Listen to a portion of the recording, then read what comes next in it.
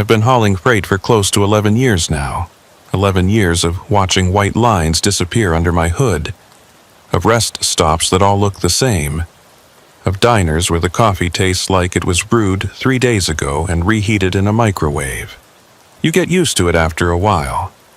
The loneliness becomes something you don't fight anymore. The hum of 18 wheels on asphalt becomes the only sound you need. And the night, well, the night becomes your workspace, your office, your entire world. My name is Dalton Reed, and I drive a Kenworth W900 that's seen better days. She's a 2011 model, dark blue, with some rust creeping up the driver's side door, but she runs clean and she's never let me down. I've put close to 800,000 miles on her, maybe more. I stopped counting after 700. The odometer's been wonky for the past year anyway, sometimes jumping forward, sometimes rolling back. I keep meaning to get it fixed, but there's always another load, always another deadline. The route I'm about to tell you about started like any other. It was a Tuesday night in late September, one of those nights where the air just starts to hint at fall but still holds on to summer's warmth. I'd picked up a load of industrial equipment in Columbus, Ohio. Hydraulic pumps, metal casings, the kind of heavy cargo that makes your rig sit lower on its suspension. The delivery was set for a warehouse outside of St. Louis, Missouri, a straight shot west on I-70. Should have been a clean 9-hour drive, maybe 10 if I hit construction. I left the shipping yard around 8:30 p.m., just as the sun was starting to dip below the horizon. The sky was doing that thing it does in September, turning this deep orange that bleeds into purple at the edges. I remember thinking it looked like a bruise. I don't know why that stuck with me, but it did. The air smelled like diesel and cut grass, and there was a pickup baseball game happening in a field adjacent to the lot. I could hear kids shouting, the metallic ping of an aluminum bat connecting with the ball. The first couple hours were routine. I-70 West is a road I know like the back of my hand. Every exit, every rest stop, every place where the cops like to sit with their radar guns. I had my CB radio on, listening to other drivers chatter about road conditions, about a multi-car pileup near Indianapolis that was backing up traffic for miles. I was grateful I'd missed that mess. Some old-timer named Garrett was talking about his granddaughter's birthday party, how he'd promised to be there but was stuck 3 states away. Another driver, younger guy, was complaining about a dispatcher who kept changing his routes mid-haul. I grabbed a coffee from my thermos, black, no sugar, the way I've been drinking it since I started this job. The coffee was lukewarm by then, kind of bitter, but it did the trick. I wasn't tired yet. I had this rhythm I'd fall into on long hauls, this mental autopilot where my body knew what to do without my brain having to think too hard about it. Check your mirrors. Watch your speed. Keep your following distance. Signal before you change lanes. All of it becomes second nature. Around 10:45 p.m., I crossed into Indiana. There's a certain stretch of I-70 in eastern Indiana that's just empty. No towns nearby, no truck stops for miles, just farmland stretching out in every direction. During the day you can see cornfields and silos, and the occasional farmhouse sitting way back from the road. But at night, there's nothing. Just darkness pressing in on both sides of the highway, and your headlights cutting a tunnel through it. That's when I started noticing the overpasses. Now, overpasses are nothing special. They're just bridges that carry one road over another, usually made of concrete, usually painted in that industrial gray-green color that every department of transportation seems to favor. I-70 has dozens of them, maybe hundreds. County roads, state routes, farm access roads, they all need to cross the interstate somehow, so they build these bridges over it. You drive under them so often you stop seeing them. They're just part of the scenery, part of the infrastructure that makes the whole interstate system work. But that night, I started really seeing them. The first one I remember was around the 143-mile marker. It was one of those small overpasses, probably a 2-lane county road crossing the highway. As I approached, my headlights illuminated the concrete supports, and I could see the usual things. Graffiti, scrawled in faded spray paint, rust stains where water had dripped, reflective markers along the edge. Nothing extraordinary, nothing worth focusing on. But as I passed underneath it, something made me feel the need to look in the rearview mirror. I don't know why. Maybe it was instinct, maybe it was nothing. But I looked and saw the overpass receding behind me, illuminated by the red light of my taillights. And I heard something, a sound I initially thought was just the natural echo of my engine bouncing off the concrete walls. It was a low rumble, the kind of sound an 18-wheeler makes, amplified and thrown back at you when you pass under a low bridge or through a tunnel. I'd heard it 1,000 times before, but this time it seemed to last a little longer than usual, like the echo didn't fade quite as fast as it should have. I shook my head and took another sip of coffee. My imagination was running away with me. Echoes sound different depending on all kinds of factors: temperature, humidity, wind, the shape of the structure. Maybe this overpass just had some weird acoustic property. It wasn't worth thinking about. I kept driving. The miles clicked by 145, 147, 150. The farmland continued on both sides of me, invisible in the darkness. Every now and then, I'd see the lights of a distant farmhouse, just a yellow square of light in the middle of all that black. I wondered what kind of people lived out there, so far from everything. Did they like the isolation? Did they ever get lonely?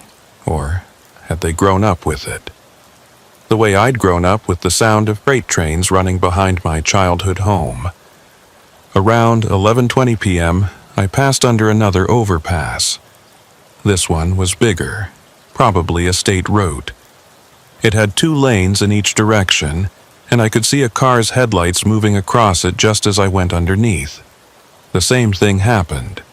That low rumble of my engine echoing off the concrete, bouncing around in the confined space under the bridge. But again, the echo seemed to linger. It rolled on for maybe a second longer than I expected, like the sound was being held onto by the structure itself, reluctant to let go. I turned down my CB radio just to hear it better. The echo faded, finally, disappearing into the night behind me. But there was something about the quality of it that bothered me. It didn't sound quite right. It sounded, I don't know how to describe this without sounding crazy, but it sounded deliberate, like the overpass was doing it on purpose. I laughed out loud at myself. That was ridiculous. Overpasses don't do anything on purpose. They're just concrete and rebar. They sit there holding up roads, and they don't think, and they don't have intentions. I was just tired, even though I didn't feel tired. Sometimes exhaustion creeps up on you like that, affecting your perception before you realize you need to pull over. But I wasn't ready to stop yet. I had a schedule to keep, and I was making good time. The highway was practically empty. I'd maybe seen 5 other vehicles in the past hour, and none of them were trucks. Just the occasional sedan or SUV heading east, back toward Ohio. The lack of traffic was actually kind of nice. No one to slow me down. No one riding my bumper. No 4-wheelers cutting me off because they didn't understand how long it takes a loaded semi to stop. At mile marker 156, I passed under a 3rd overpass. This one looked almost identical to the first one I'd noticed. Same size, same graffiti-tagged supports, same rust stains. And once again, as I drove beneath it, I heard that echo. My engine's rumble bounced off the concrete, amplified, and then it lingered. It lasted maybe 2 seconds, maybe 3, when it should have faded in less than 1. I found myself counting in my head. 1 Mississippi, 2 Mississippi, 3 Mississippi. The echo was still going. 4 Mississippi. Finally, it faded away. That was too long. That was definitely too long. I checked my mirrors, half expecting to see, I don't know what. Another truck right behind me maybe, producing a second engine sound that I was interpreting as an extended echo. But there was nothing. The highway behind me was empty, just 2 lanes of dark asphalt lit up by my taillights, and beyond that, nothing but darkness. My hands tightened on the steering wheel. I was being ridiculous. Echoes could be weird. Sound waves could bounce around in unexpected ways, especially in the open air of a highway at night. Temperature inversions, atmospheric conditions, all of that could affect how sound traveled. I remembered reading something about that once, in a popular mechanics magazine I'd picked up at a truck stop. But even as I tried to rationalize it, something in my gut was telling me that something wasn't right. The road stretched ahead of me, empty and straight. My headlights reached maybe 300 feet, illuminating the white fog line on the right and the yellow dashes in the center. Beyond that cone of light, there was only darkness. The kind of darkness you only get in rural areas, far from any cities or towns. The kind of darkness that feels thick, almost physical. I glanced at my GPS. I was making good time, right on schedule. If I maintained my current speed, about 68 miles per hour, just a bit over the limit but not enough to attract attention, I'd hit St. Louis around 5:30 a.m., right as the sun was coming up. Perfect timing for an early morning delivery. But I couldn't shake the feeling that something was off. It wasn't the overpasses themselves, they were just structures, just bridges. It was the echo, that lingering, hanging echo that lasted too long. I passed under a 4th overpass at mile marker 161. I was ready for it this time, paying attention, really listening. As I entered the space beneath the bridge, my engine's sound changed, becoming louder, more resonant. That was normal. Enclosed spaces amplify sound. But then, as I emerged on the other side, the echo should have cut off quickly, absorbed by the open air. It didn't. The rumble continued, rolling out behind me like a wave. I watched my rearview mirror, watched the overpass recede into the darkness, and the echo kept going. 5 seconds, 6 seconds, 7. I felt a chill run down my spine despite the warmth of the cab. That wasn't normal. That wasn't even close to normal. My CB radio crackled, startling me. A voice came through, distorted by static. "Anyone out there on I-70 westbound? This is Riggs, looking for westbound?" I grabbed the handset. "This is Dalton. I'm westbound on 70 in Indiana. You breaking up pretty bad, buddy. What's your 20? More static. Then, mile 158. You seeing anything weird with the transmission cut out completely. I tried to respond, keying the mic a few times. "Riggs, you still there?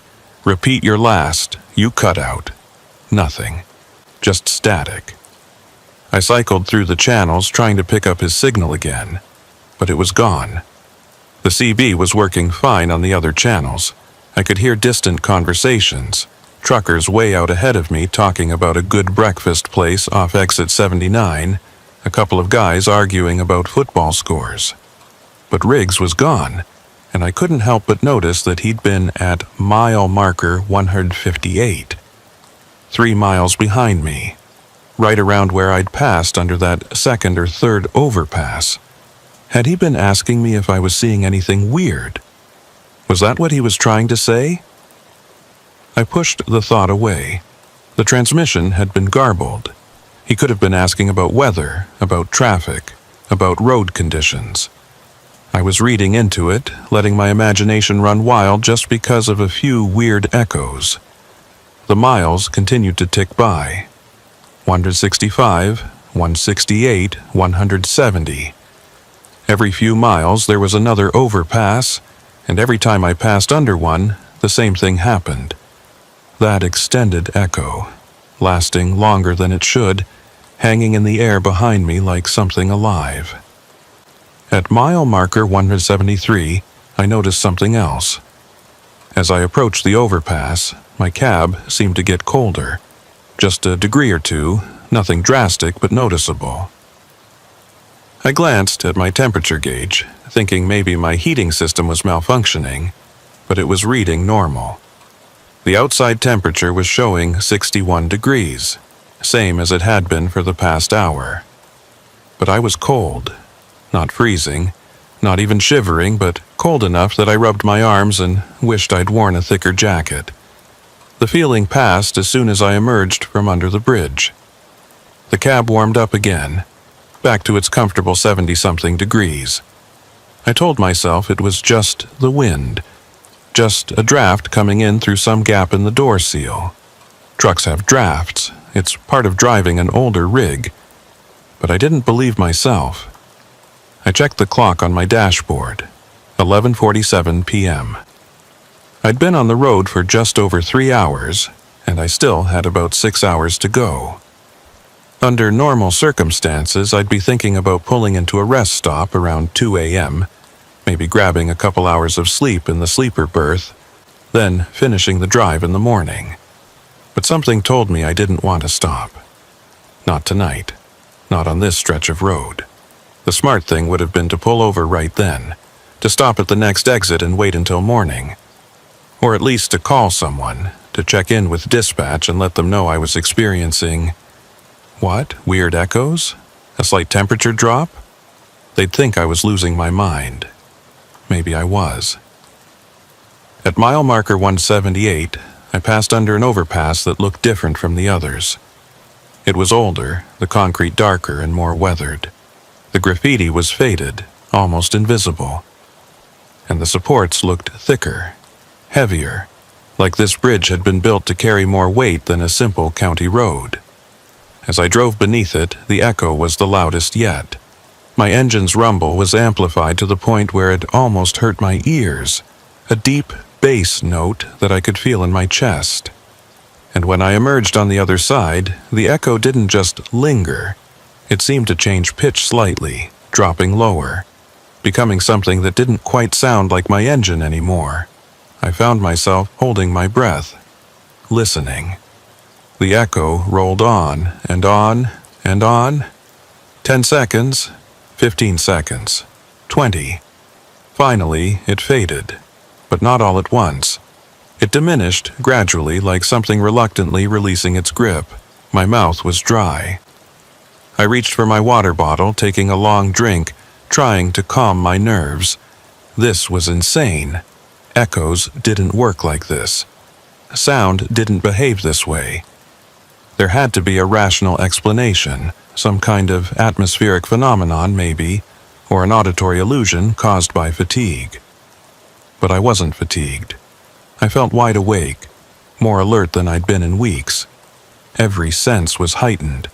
I could hear the hum of my tires on the pavement, the slight rattle of something loose in the cab, the whisper of wind passing over my mirrors. I could see every detail lit up by my headlights, the texture of the asphalt, the reflective paint on the lane markers, a piece of shredded tire on the shoulder. The highway ahead was still empty. No taillights, no headlights, nothing. Just me and the road and the darkness. At mile marker 183, another overpass. I slowed down slightly as I approached it, not sure why. Some instinct telling me to be cautious. The concrete supports came into view, and I noticed something I hadn't seen before. There were marks on the pillars, dark streaks that looked almost like burn marks. They ran vertically, starting about 10 feet up and going all the way to the top of the support. I'd seen similar marks before, usually on overpasses that had been there a long time. They came from years of exhaust and road grime building up. But these looked fresher, darker, like they'd been made recently.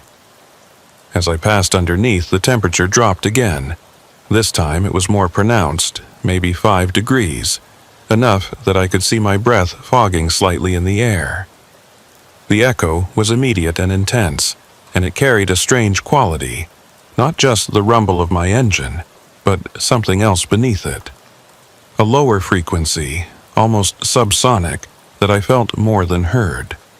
And then, just as I was clearing the overpass, I heard something that made my blood run cold. Within the echo, buried in that rolling rumble, was what sounded like a voice. Not words, not anything I could understand, but a voice nonetheless. Low, distorted, almost like someone speaking through a long tunnel or a broken speaker. I jerked the wheel slightly in surprise, the truck drifting toward the shoulder before I corrected. My heart was pounding. I stared at the rearview mirror, watching the overpass disappear behind me, the echo finally fading away. That wasn't possible. That was absolutely not possible. I was hearing things. I had to be hearing things. But I knew what I'd heard. And I knew it hadn't been my imagination.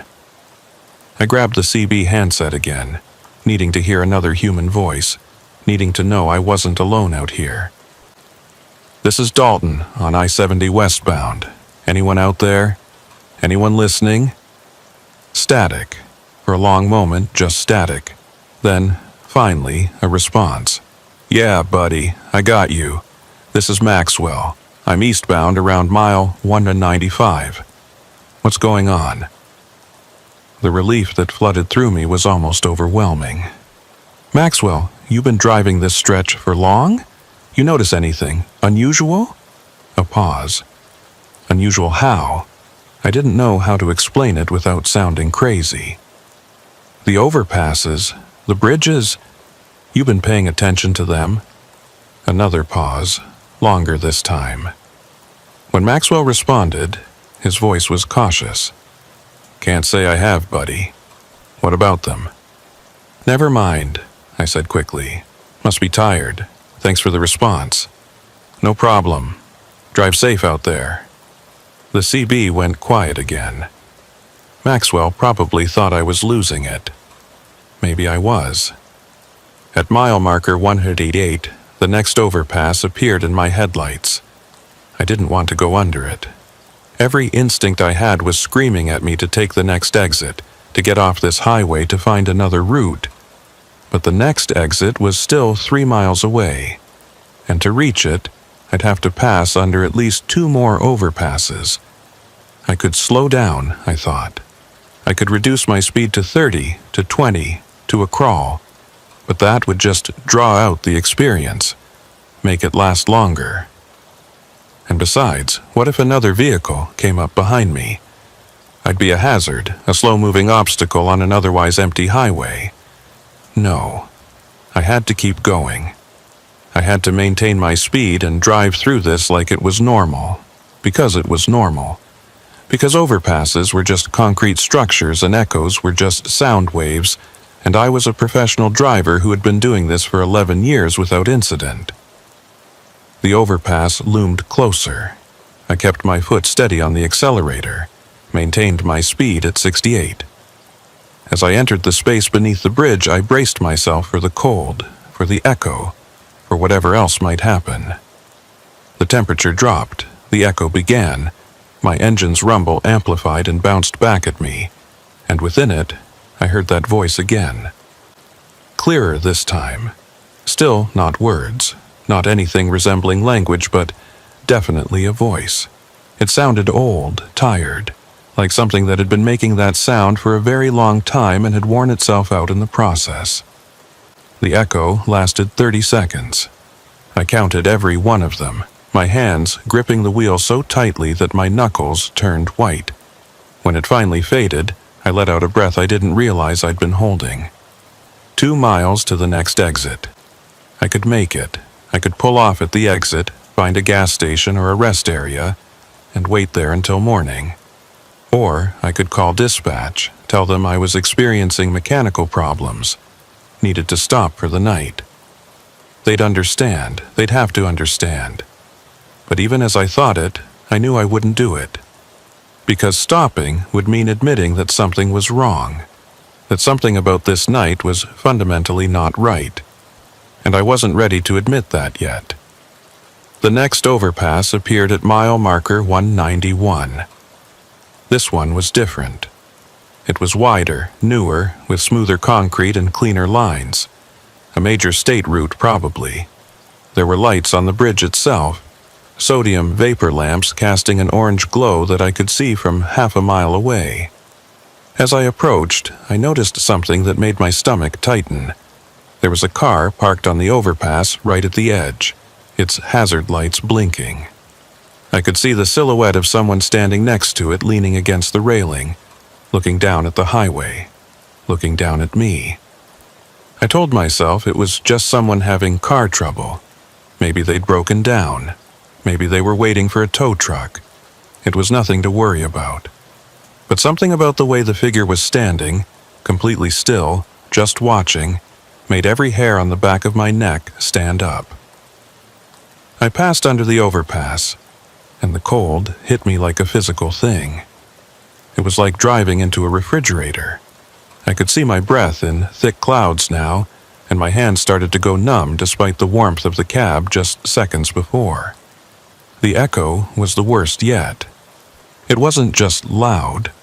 It was overwhelming, filling the cab with sound, making the whole truck vibrate. And the voice within it was unmistakable now. Multiple voices actually, speaking over each other, none of them forming words, but all of them clearly trying to communicate something. I glanced up through my windshield as I passed under the bridge, and in that split second, I saw the figure on the overpass lean further over the railing, following my truck with their eyes. Or where their eyes should have been. The sodium vapor lights created a backlight effect, throwing the figure into silhouette. But I swear I couldn't see any features. Just a dark shape, watching. The echo lasted almost a minute. A full minute of those voices, of that overwhelming sound, of that bone-deep cold. When I finally emerged into the normal night air, the warmth rushing back into the cab, I was shaking. The exit was just ahead. Exit 193, leading to some small town I'd never heard of. I put on my turn signal, started to slow down, preparing to leave this highway and whatever was happening on it. But then I looked at my GPS, and my blood turned to ice. According to the GPS, I was at mile marker 178. The same mile marker I'd passed 15 minutes ago. The same overpass I'd driven under earlier. The old one with the dark streaks on the supports. That wasn't possible. I'd been driving west the entire time, maintaining my speed, passing under multiple overpasses. I'd gone from mile marker 178 to mile marker 191. I'd watched the numbers increment on the signs. I'd seen them. But the GPS insisted I was at mile marker 178. I looked ahead, and in the glow of my headlights I could see the next overpass approaching, and it looked exactly like the one at mile marker 178. Same dark concrete, same weathered appearance, same thick supports. I'd been here before. I'd passed under this exact bridge before.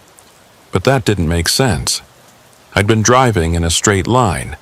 I hadn't turned around. I hadn't looped back. The highway didn't loop back. It was a straight shot west, had been for miles. The overpass loomed ahead of me.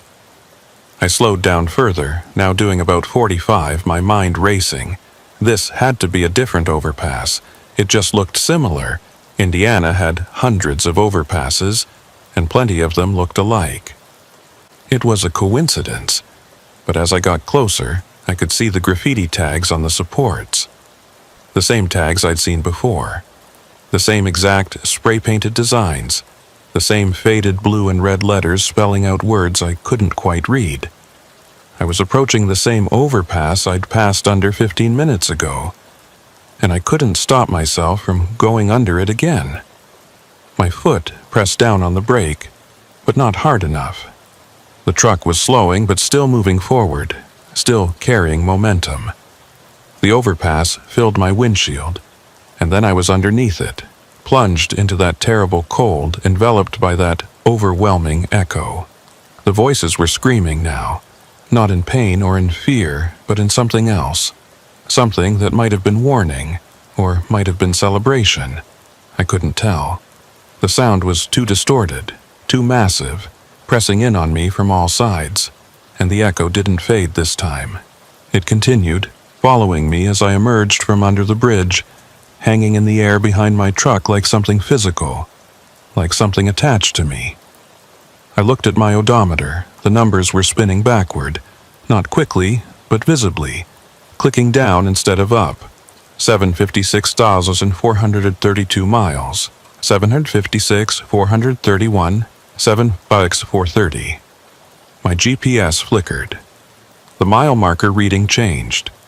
178, then 177, then 176. I was going backward. Even though I was driving forward, even though my speedometer was showing 45 miles per hour in forward motion, I was going backward. Panic hit me then.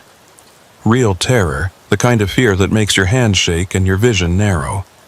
I slammed on the brakes, bringing the truck to a complete stop right there in the middle of the highway. My air brakes hissed, and the truck shuddered as it came to rest. I sat there, engine idling, in the middle of westbound I-70, breathing hard. The echo had finally faded, leaving behind only the normal sounds of the night. My engine, the wind, the gentle tick of cooling metal. I looked at my GPS. Mile marker 176. I looked at my odometer, 756,428 miles. I'd been driving for 3 hours and 45 minutes, and I'd gone backward 8 miles. The logical part of my brain was screaming that this was impossible, that GPS systems could malfunction, that odometers could fail, that I was just confused, tired, experiencing some kind of episode. But the rest of me knew, with absolute certainty, that something was very wrong with this stretch of highway. I looked ahead. Another overpass was visible in the distance, maybe half a mile away. I looked behind.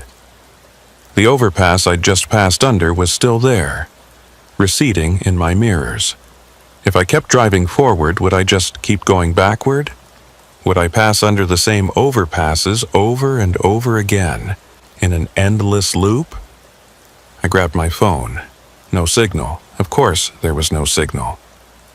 I was in the middle of rural Indiana, and even when I did have signal out here, it was spotty at best. The CB radio crackled. I jerked my attention to it, hoping for another human voice, for someone who could tell me this was normal, or that they were experiencing it too, or anything. But what came through wasn't a voice. It was just sound. A low-frequency hum. Rhythmic, like something breathing. And beneath it, very faintly, the sound of multiple voices speaking in unison. Too quiet to make out individual words, but loud enough to know they were there. I turned off the CB. My hands were shaking so badly I could barely manipulate the dial. I had to make a choice. I could sit here in the middle of the highway hoping that another vehicle would come along, that I wouldn't get rear-ended by someone who didn't see me in time. Or I could keep driving forward, even though forward seemed to mean backward now. Or I could turn around.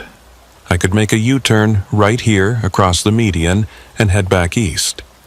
Maybe the loop only worked in one direction.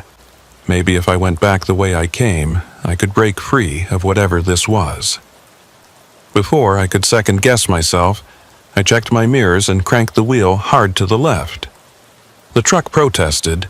U-turns aren't something you do with a loaded semi, especially not on an interstate. But the highway was empty, and I didn't care about regulations anymore. I crossed the median, felt the truck tilt slightly as it navigated the grassy center strip, and then I was on the eastbound lanes, pointing back toward Ohio. The overpass that I'd just passed under was now ahead of me. I'd be going under it again, but from the opposite direction this time. Maybe that would make a difference. I accelerated, bringing the truck back up to speed. 40. 50, 60. The overpass approached rapidly. As I passed underneath it, the cold hit me again, and the echo began. But this time it was different. Instead of my engine's rumble, I heard something else entirely. I heard voices, clear and distinct, speaking in a language I didn't understand. They sounded urgent, desperate, like they were trying to warn me of something. The echo lasted 5 seconds, maybe 6, and then it cut off abruptly, replaced by complete silence. Not just quiet, actual silence. My engine made no sound.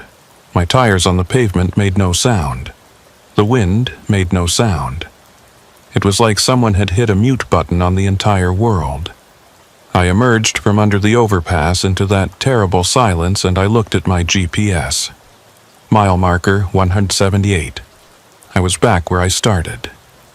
I'd driven under the overpass going east, and instead of moving to mile marker 177, I was at 178. The same marker. The same location. The silence broke suddenly, sound rushing back in all at once. My engine roared, my tires hummed, the wind whistled past my mirrors. But there was something added to it now. A sound that came from outside the truck, from somewhere behind me. It sounded like footsteps. Heavy footsteps. Something large moving across pavement. I looked in my mirrors but saw nothing. The highway behind me was empty, but I could still hear it. Footsteps getting closer, the rhythmic slap of something hitting asphalt. I punched the accelerator, the truck lurching forward. The engine screamed as I pushed it harder than I should, reaching 70, 75, 80 miles per hour. The speedometer needle climbed, and the footsteps behind me faded, unable to keep pace. Another overpass appeared ahead. I was trapped in a corridor of them now, one every mile or two, impossible to avoid. As I approached this one, I could see something on top of it. Multiple figures standing along the railing, all of them looking down. I was doing 80 when I passed underneath. The cold hit like a hammer. The echo was deafening, and the voices within it weren't speaking anymore. They were laughing. A chorus of laughter, distorted and wrong, echoing off the concrete and following me as I emerged on the other side. My GPS flickered again. Mile marker 178. I was stuck. I was trapped in this 1 mile stretch of highway, passing under these overpasses over and over again, and no matter which direction I drove, I ended up in the same place. The laughter from the echo was still going, not fading at all now. It filled the cab, filled my head, filled everything. I reached for the CB radio to turn it off, realized it was already off, realized the sound wasn't coming from the radio at all. It was coming from everywhere and nowhere, from the air itself. I saw the next overpass ahead, the one I'd already passed under 3 times. 4 times. I was losing count.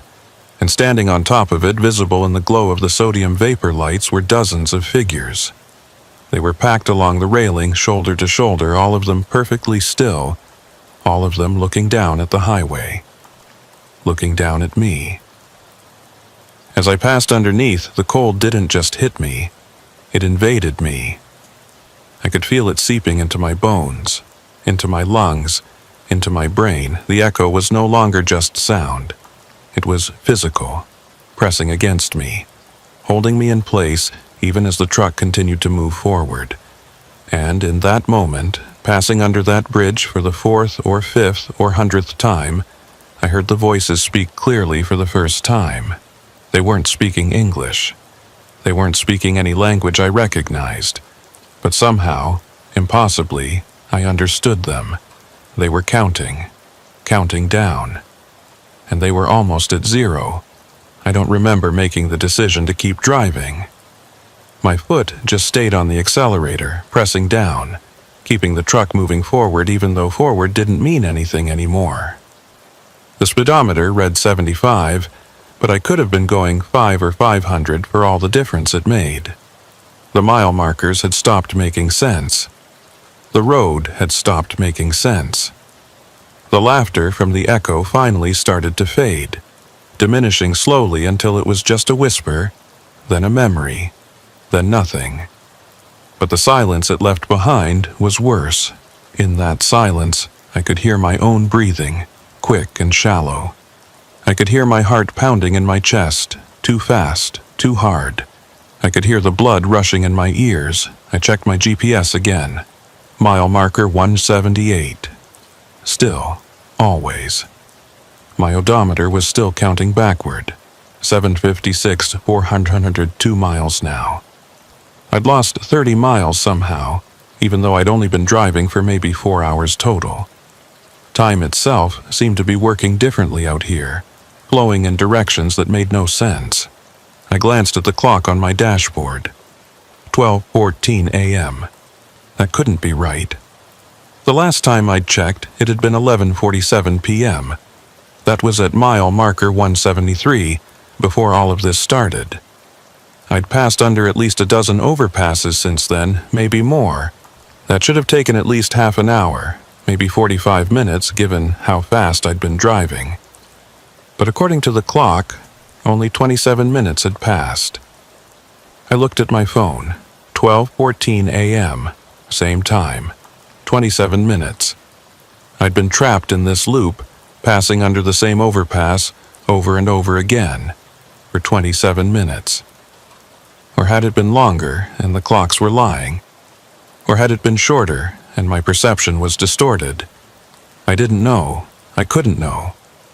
All I knew was that I was still moving, still driving, and the next overpass was already visible ahead of me. This one looked different. Older, maybe, or just more weathered. The concrete was darker, almost black in places. There was no graffiti on the supports, no rust stains, nothing to indicate that anyone had been near this structure in years. It looked abandoned, though that didn't make sense. Overpasses don't get abandoned. They're part of the infrastructure. They get maintained, repaired, replaced, if necessary. But this one looked forgotten. As I approached, I noticed something else. There was a car parked on the shoulder, just before the overpass. An older model sedan, dark color. I couldn't tell if it was blue or black in the darkness. No hazard lights, no indication that anyone was inside. I slowed down, my training as a professional driver kicking in despite everything else. A stopped vehicle on the shoulder could mean trouble. Someone could be hurt, could need help. Or someone could be having car problems, could flag me down. But as I got closer, I could see that the car was empty. The driver's door was open, hanging slightly ajar. The interior light was on, casting a pale yellow glow that looked wrong somehow. Too dim or too bright or just off in some way I couldn't articulate. I pulled up alongside it, stopped my truck, set my air brakes. I knew this was probably a mistake.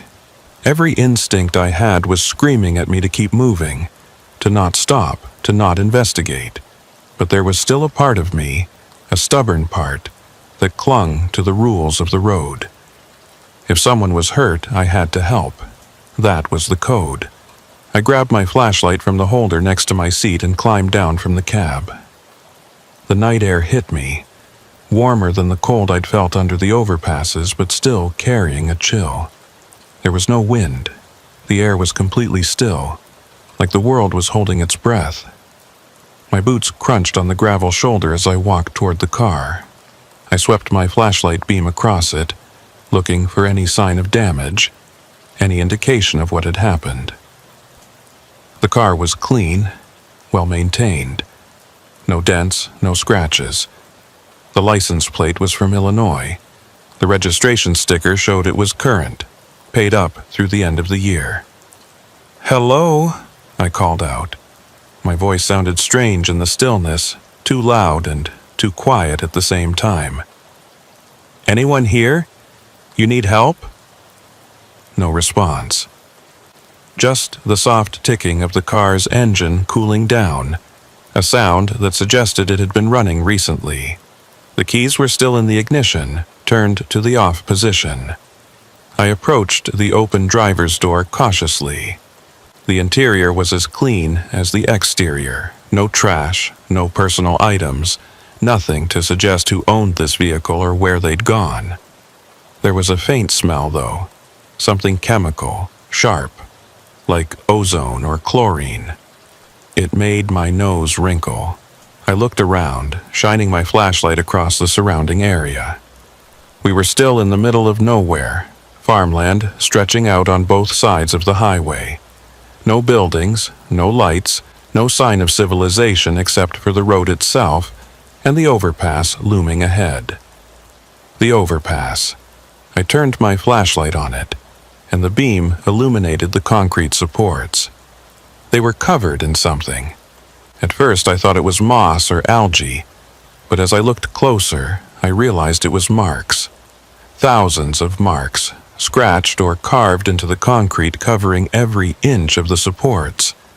They looked like tally marks, the kind you make to count things. Groups of 4 vertical lines with a 5th diagonal line crossing through them. But there were so many. The entire support structure was covered in them, layer upon layer, some fresh and deep, some old and weathered. Someone had been counting something here for a long time. A sound made me spin around, the crunch of gravel behind me. I whipped my flashlight in that direction, expecting to see someone. The owner of the car, maybe, or another driver who'd stopped to help. But there was nothing, just my truck, sitting on the shoulder with its lights on, and beyond it, empty highway stretching east into darkness.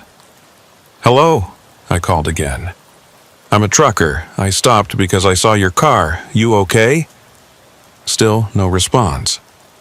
But I could feel it now, that sensation of being watched. The same feeling I'd had when I saw the figure on the overpass earlier. Someone was out here with me. I just couldn't see them. I backed toward my truck, keeping my flashlight moving, sweeping across the darkness. My free hand found the handle of the cab door, and I pulled it open, ready to climb back inside and get the hell out of here. That's when I heard it. A voice coming from the direction of the overpass. Quiet, barely audible, but unmistakably there. It was counting. 78, 77, 76. I froze, 1 foot on the running board. The voice was male, older, with a raspy quality like someone who'd been talking for too long. And it was counting backward, each number spoken with the same flat, emotionless tone. 75, 74, 73. I climbed into the cab quickly and slammed the door. My hands found the gear shift, released the air brakes. The truck lurched forward, tires spinning slightly on the gravel before finding purchase on the pavement. Behind me, I could still hear the voice, even through the closed door and over the sound of my engine. 72, 71, 70. I accelerated, putting distance between myself and that abandoned car, between myself and that voice. My headlights swept across the overpass as I approached it, and I saw something that made my breath catch. The tally marks on the supports were glowing, not brightly, just a faint phosphorescent blue, like glow-in-the-dark paint. They pulsed slowly, rhythmically, in time with the counting voice I could no longer hear, but could still feel in my bones. I passed under the overpass at 60 miles per hour, and the cold hit me like before. But this time it brought something else with it. Images, flashes of things I couldn't quite process. A truck, older than mine, jackknifed under this same bridge. The cab crushed, the trailer twisted at an unnatural angle. A car wrapped around one of the supports. The metal crumpled like paper. A figure standing in the middle of the highway, arms raised, mouth open in a scream I couldn't hear. The images came too fast, overlapping, blurring together. And through it all, that voice, still counting, 69, 68, 67. The echo this time was different. It wasn't just my engine, it was everything. The crunch of metal, the squeal of tires, the sound of breaking glass. All of it compressed into one terrible cacophony, following me as I emerged from under the bridge. I looked at my GPS. Mile marker 178. Of course. I let out a laugh that sounded slightly hysterical even to my own ears. What had I expected? That stopping would change anything? That investigating an abandoned car would somehow break the loop? The highway stretched ahead of me, and I could already see the next overpass in the distance. The same one. Always the same one, no matter how many times I passed under it, no matter which direction I drove. My CB radio crackled to life, even though I'd turned it off. Static at first, then slowly resolving into a voice. Not the counting voice. Something different. Dalton Reed, you copy? I grabbed the handset, my fingers fumbling with it in my haste. Yes, I copy. Who is this? More static then. This is dispatch, Dalton. We've been trying to reach you for the past 3 hours. Where are you? 3 hours. But my clock said I'd only been driving for 4.5 hours total, and most of that had been before the loop started. I'm on I-70 in Indiana, I said. Westbound. Mile marker 178. A pause. Dalton, that doesn't make sense. According to your GPS tracking, you should be near mile marker 230 by now. You should be approaching the Illinois border. I looked at my GPS again, still showing 178. But what if dispatch was seeing something different? What if the truck's built-in GPS, the one that transmitted my location back to the company, was showing my actual position? I'm reading mile marker 178 on my end, I said. My GPS is showing 178. That's not what we're seeing, Dalton. We're showing you at 178, then 179, then back to 178, then up to 180, then back to 178 again. Your signal is jumping all over the place. Are you having equipment problems? I don't know. Something's wrong with this stretch of highway. What kind of wrong? Is there an accident? Road closure? How could I explain? How could I tell them that I was trapped in a loop? That I kept passing under the same overpass? That time was broken and distance meant nothing?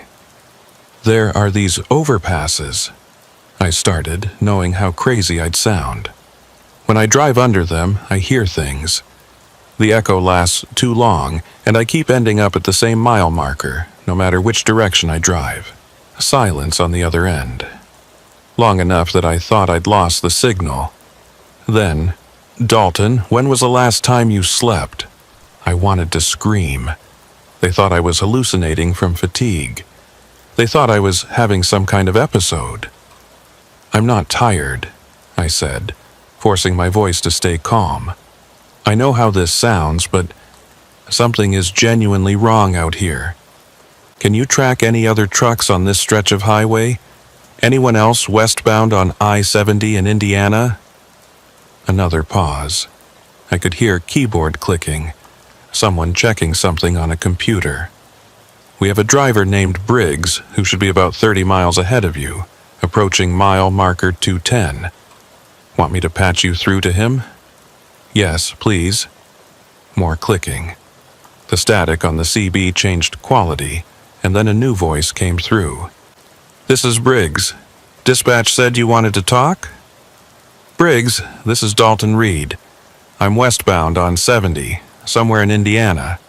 You been through mile marker 178 tonight? 178? Yeah, I think so. Maybe an hour ago? Why? Did you notice anything unusual about the overpasses around there? Anything weird about the echoes when you drove under them? A long pause. Are you messing with me? No, I'm serious. Did you notice anything? Dalton, I don't know what kind of game you're playing, but I'm not in the mood. Drive safe out there. The connection cut off. Briggs had disconnected, Probably thought I was pranking him or having some kind of breakdown. Dispatch came back on.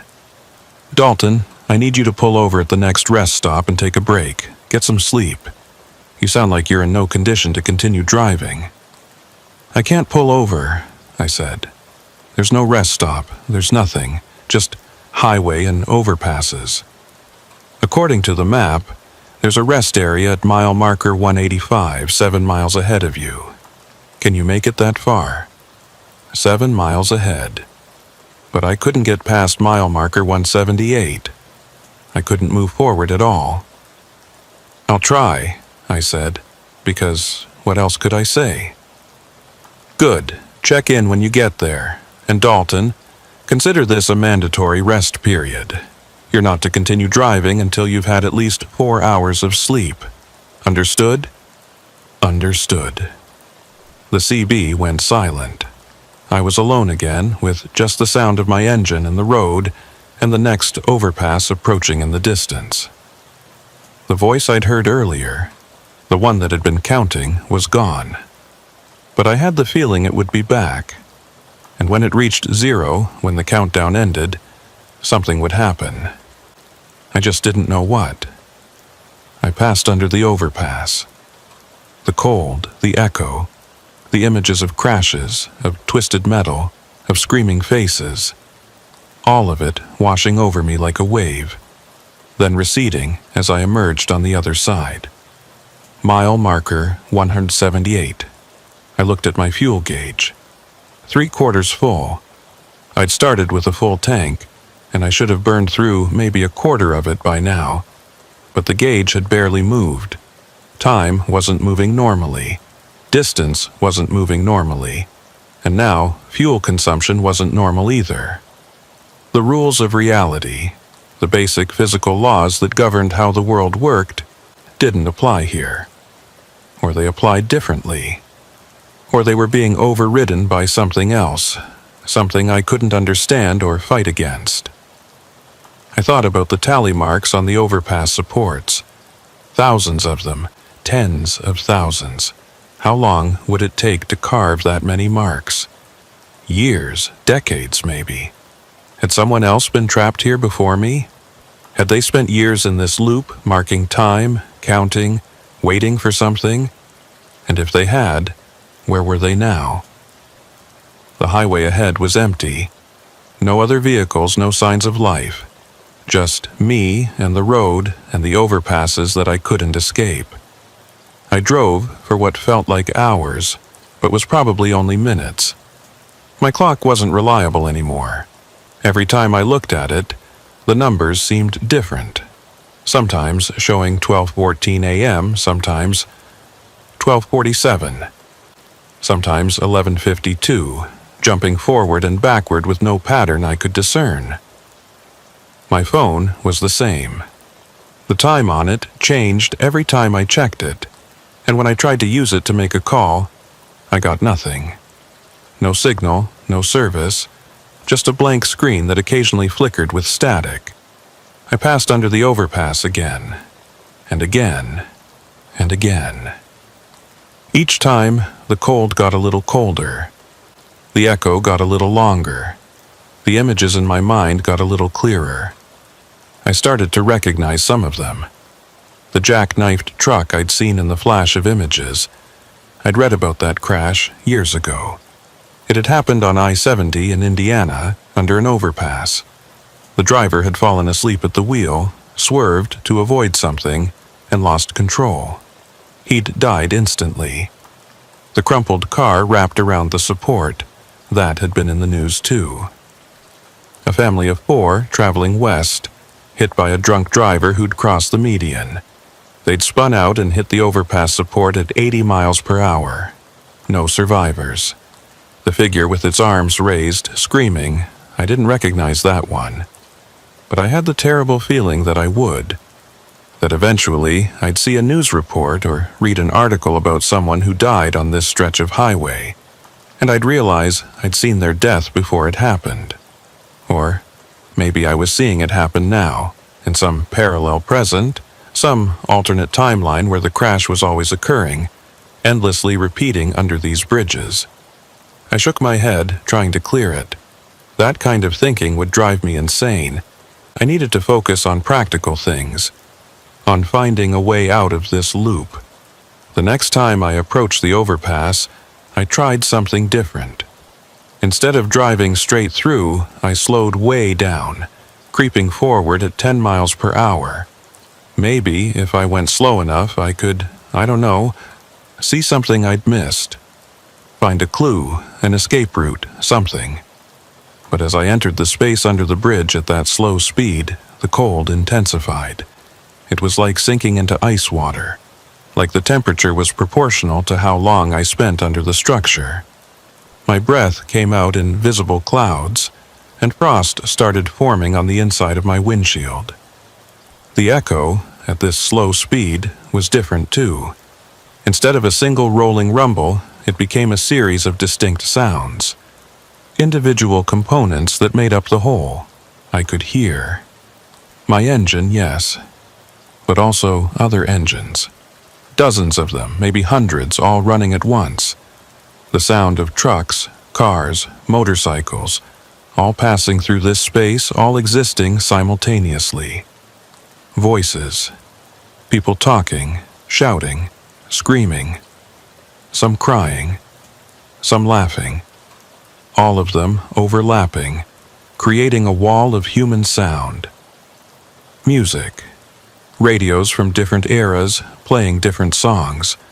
I caught snatches of big band music, rock and roll, country, rap, all bleeding together. And underneath it all, that counting voice, still going, still reducing the numbers one by one. 47, 46, 45. I accelerated suddenly, unable to take it anymore. The truck surged forward, and I burst out from under the overpass back into the relatively warmer night air. Mile marker 178. I pounded the steering wheel in frustration, the horn blaring briefly before I released it. This was impossible. This couldn't be happening. There had to be a rational explanation, something I was missing, some way to break free. Think, I told myself. Think like a trucker. What do you do when you're lost? You find a landmark, you orient yourself, you figure out where you went wrong. But I wasn't lost. I knew exactly where I was. Mile marker 178, I-70 westbound Indiana. I knew the road, knew the route, had driven it hundreds of times. What do you do when your equipment fails? You troubleshoot. You check the obvious things first. My GPS could be malfunctioning. Okay, but my odometer was too, and the mile marker signs I kept seeing, those were physical objects, not electronic systems that could glitch. What do you do when you can't trust your instruments? You navigate by dead reckoning. You pay attention to the world around you, to the position of the sun or the stars, to landmarks and terrain features. But it was night, and the stars were hidden behind a layer of thin clouds. And there were no landmarks, just flat farmland, an empty highway, and overpasses. The overpasses. They were the constant. They were the one thing that appeared in every loop. The one thing that seemed to be at the center of whatever was happening.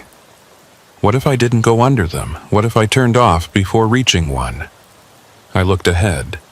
The next overpass was visible in the distance. And between where I was and where it stood, there was an exit. I could see the green sign reflecting in my headlights. Exit 177, some county road I'd never heard of. I'd never tried taking an exit before. I'd always driven straight through, too focused on maintaining my route, on getting to my destination. But maybe that was the key. Maybe the loop only worked if I stayed on the interstate. I put on my turn signal, a reflex, even though there was no one else on the road, and guided the truck onto the exit ramp. The ramp curved to the right, leading away from the highway. I could see a stop sign ahead, and beyond that, a 2-lane county road disappearing into darkness. No lights, no buildings, nothing. but it was away from the interstate, away from the overpasses. I slowed for the stop sign, came to a complete stop, and sat there for a moment. The truck idled, the engine making its familiar rumble. Normal sounds, normal physics. Everything felt right again, felt real. I looked at my GPS. It had frozen, showing no data, just a blank map with a blinking cursor. I looked at my mirrors. The interstate was behind me, elevated slightly. I could see the overpass I'd been trapped under, maybe a quarter-mile back. The sodium vapor lights on top of it cast that orange glow, and for a moment I thought I saw figures standing along the railing again. But when I looked harder, there was nothing. Okay, I was off the interstate. I'd broken the loop, or at least stepped out of it temporarily. Now what? The county road ahead could lead anywhere. It might run parallel to I-70, might rejoin it further west. Or it might go north or south, might take me miles out of my way. I didn't have a detailed map of this area, and my GPS wasn't working. But anything was better than that loop. Anything was better than passing under that overpass one more time. I turned left onto the county road, choosing randomly. West seemed like the right direction, though I wasn't sure if this road actually went west. The pavement was rougher here, older, with cracks and potholes that made the truck jostle and bounce. I drove for maybe 2 miles. The farmland continued on both sides, unchanged. The road was straight, no curves, no intersections, just a narrow strip of asphalt cutting through fields. And then ahead of me I saw it, an overpass. This one crossed over the county road, a smaller structure than the ones on the interstate, but unmistakably the same type of bridge. County road to county road, one crossing over the other. My heart sank. I'd thought I could escape by leaving the interstate, but the overpasses were everywhere. This whole region was crisscrossed with them. Roads passing over and under each other in an endless network. I slowed down as I approached. This overpass looked different from the ones on I-70. It was older, more weathered. The concrete was cracked and stained. There were no lights on it, no graffiti, no tally marks that I could see. Maybe it would be different. Maybe whatever was happening only affected the interstate. I passed underneath it at 30 miles per hour, holding my breath. The cold hit me immediately. Colder than before, if that was even possible. The temperature in the cab dropped so fast that the windows fogged over instantly, obscuring my view. The echo was immediate and overwhelming, but this time there were no other sounds mixed in. No voices, no music, no crashes. Just one sound, repeating endlessly. My own voice, saying my name.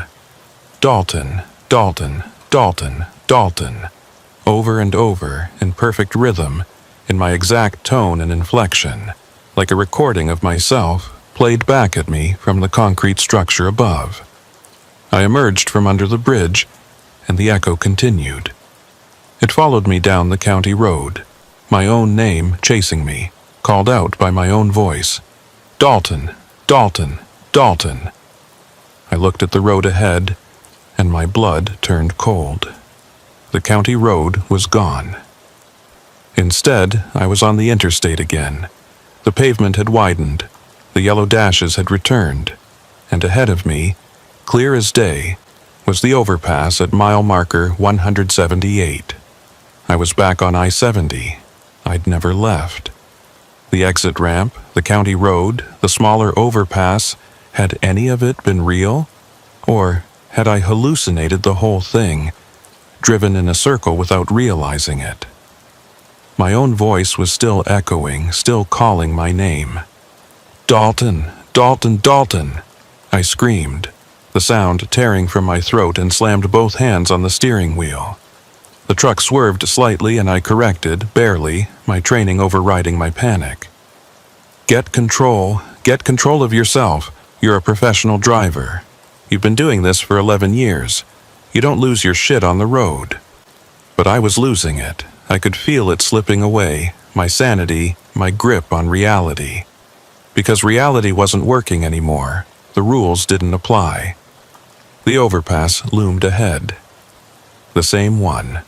Always the same one. And the counting voice was back, louder than before. 23, 22, 21. It was almost at 0. The countdown was almost complete. And I had no idea what would happen when it reached the end. I passed under the overpass for what must have been the 50th time, maybe the 100th. I'd lost count. The cold wrapped around me like a physical thing now, like hands made of ice gripping my chest, my throat, my lungs. Each breath felt like inhaling knives. The echo had changed. It was no longer just sound. It had become something else. Something that existed in more than 3 dimensions. Something that pressed against reality from a direction I couldn't name. I felt it pushing against my thoughts, trying to reshape them, trying to make me understand something that my human brain wasn't equipped to process. 17, 16, 15. The counting voice was everywhere now. It came from the CB radio even though it was off, from the vents in the dashboard, from the spaces between the metal panels of the cab. It vibrated through the steering wheel into my hands, through the floor into my feet. It was inside me, counting down in time with my heartbeat. Mile marker 178. Still, always. My odometer had stopped moving entirely. 756 401 miles, frozen. The numbers no longer clicking backward or forward. Time on my clock jumped randomly. 12:47, then 11:32, then 1:15, then 12:03. My phone screen showed only static now, a gray-white snow that hurt to look at. I'd been driving for hours, or minutes, or days. I couldn't tell anymore. The images that flashed through my mind every time I passed under the overpass had become more vivid, more detailed. I wasn't just seeing crashes anymore. I was experiencing them. I felt the impact as the jackknifed truck hit the bridge support, felt the steering wheel crush my chest, felt the instant of absolute knowledge that I was about to die. I felt the car spinning out of control, the drunk driver's truck slamming into my side, the world tumbling over and over until it ended with a terrible crunch against concrete. I felt myself standing in the middle of the highway, arms raised, screaming at something that couldn't hear me, couldn't save me, as headlights approached and didn't slow down and didn't stop, and each time I came back to myself, I was still driving, still moving forward, still trapped. 12, 11, 10, the figures on top of the overpasses had multiplied. Now they lined both sides of the bridge, dozens of them, maybe hundreds. They stood perfectly still, perfectly silent, watching me pass beneath them. I couldn't make out any features, couldn't tell if they were men or women, young or old, even if they were alive or something else. But I could feel their attention on me. Heavy, focused, waiting for the countdown to reach 0. I tried screaming again just to hear a sound that wasn't the echo or the counting or my own name repeating endlessly. But when I opened my mouth, no sound came out. Or if it did, I couldn't hear it over everything else. The highway ahead started to look different. The pavement began to shimmer, like heat waves rising off summer asphalt, except it was cold and dark. The white fog line on the shoulder blurred and duplicated, so I was seeing 2 lines, 3 lines, 4, all slightly offset from each other. I was seeing multiple versions of the highway, overlapping, existing in the same space simultaneously. In one version, the road was empty, just like it had been all night. In another, there were cars, dozens of them, all stopped, all empty, their doors hanging open just like the sedan I'd investigated earlier. In a third, there were trucks, big rigs like mine, parked at odd angles across both lanes, abandoned, some of them with their engines still running, headlights cutting through the darkness. In a fourth, there was nothing. Just bare earth where the highway should be, as if the road had never been built, as if all of this infrastructure was temporary, a thin veneer over something older and darker. All of these versions flickered in and out of existence, and I was driving through all of them at once, my truck existing in multiple realities simultaneously. 7, 6, 5. The overpass ahead looked different now, too. It was changing, morphing, becoming something that hurt to look at. The concrete supports twisted and bent at impossible angles, defying physics and geometry. The structure above me seemed to be made of shadows as much as substance, darkness compressed into solid form, and the tally marks, those thousands upon thousands of tally marks carved into the supports, were moving. They shifted and crawled across the concrete like living things, rearranging themselves, forming patterns that almost made sense, almost looked like words or symbols or diagrams. I recognized some of the patterns. I'd seen them before in books I'd read, in documentaries I'd watched. Ancient symbols, the kind that archaeologists found in caves and ruins and had no explanation for. Spirals and concentric circles and angular shapes that appeared in cultures separated by thousands of miles and thousands of years. They meant something. They were trying to tell me something, but I couldn't understand. My mind kept sliding off them, unable to grasp the meaning. 4, 3, 2. I looked in my rearview mirror and saw something that made what was left of my sanity crack like thin ice. There was a truck behind me. My truck. The exact same Kenworth 900, dark blue with rust on the driver's side door. The same license plate, the same worn stickers on the bumper.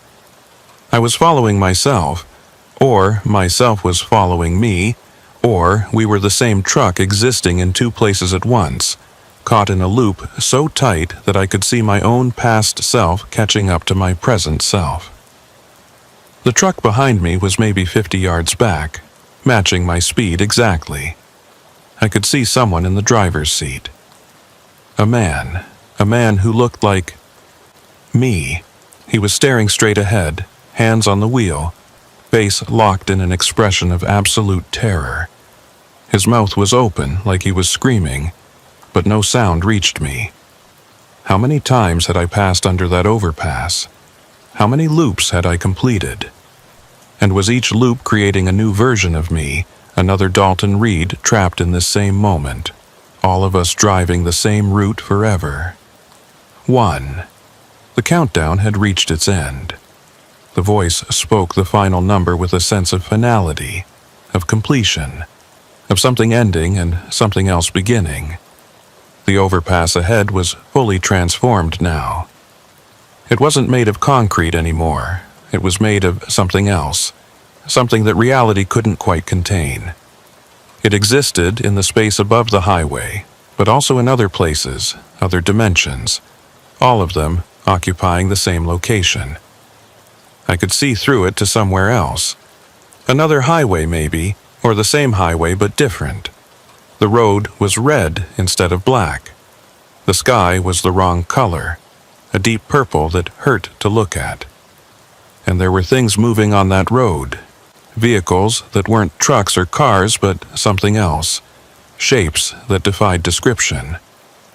I was about to pass under it. I couldn't stop. My foot wouldn't move from the accelerator.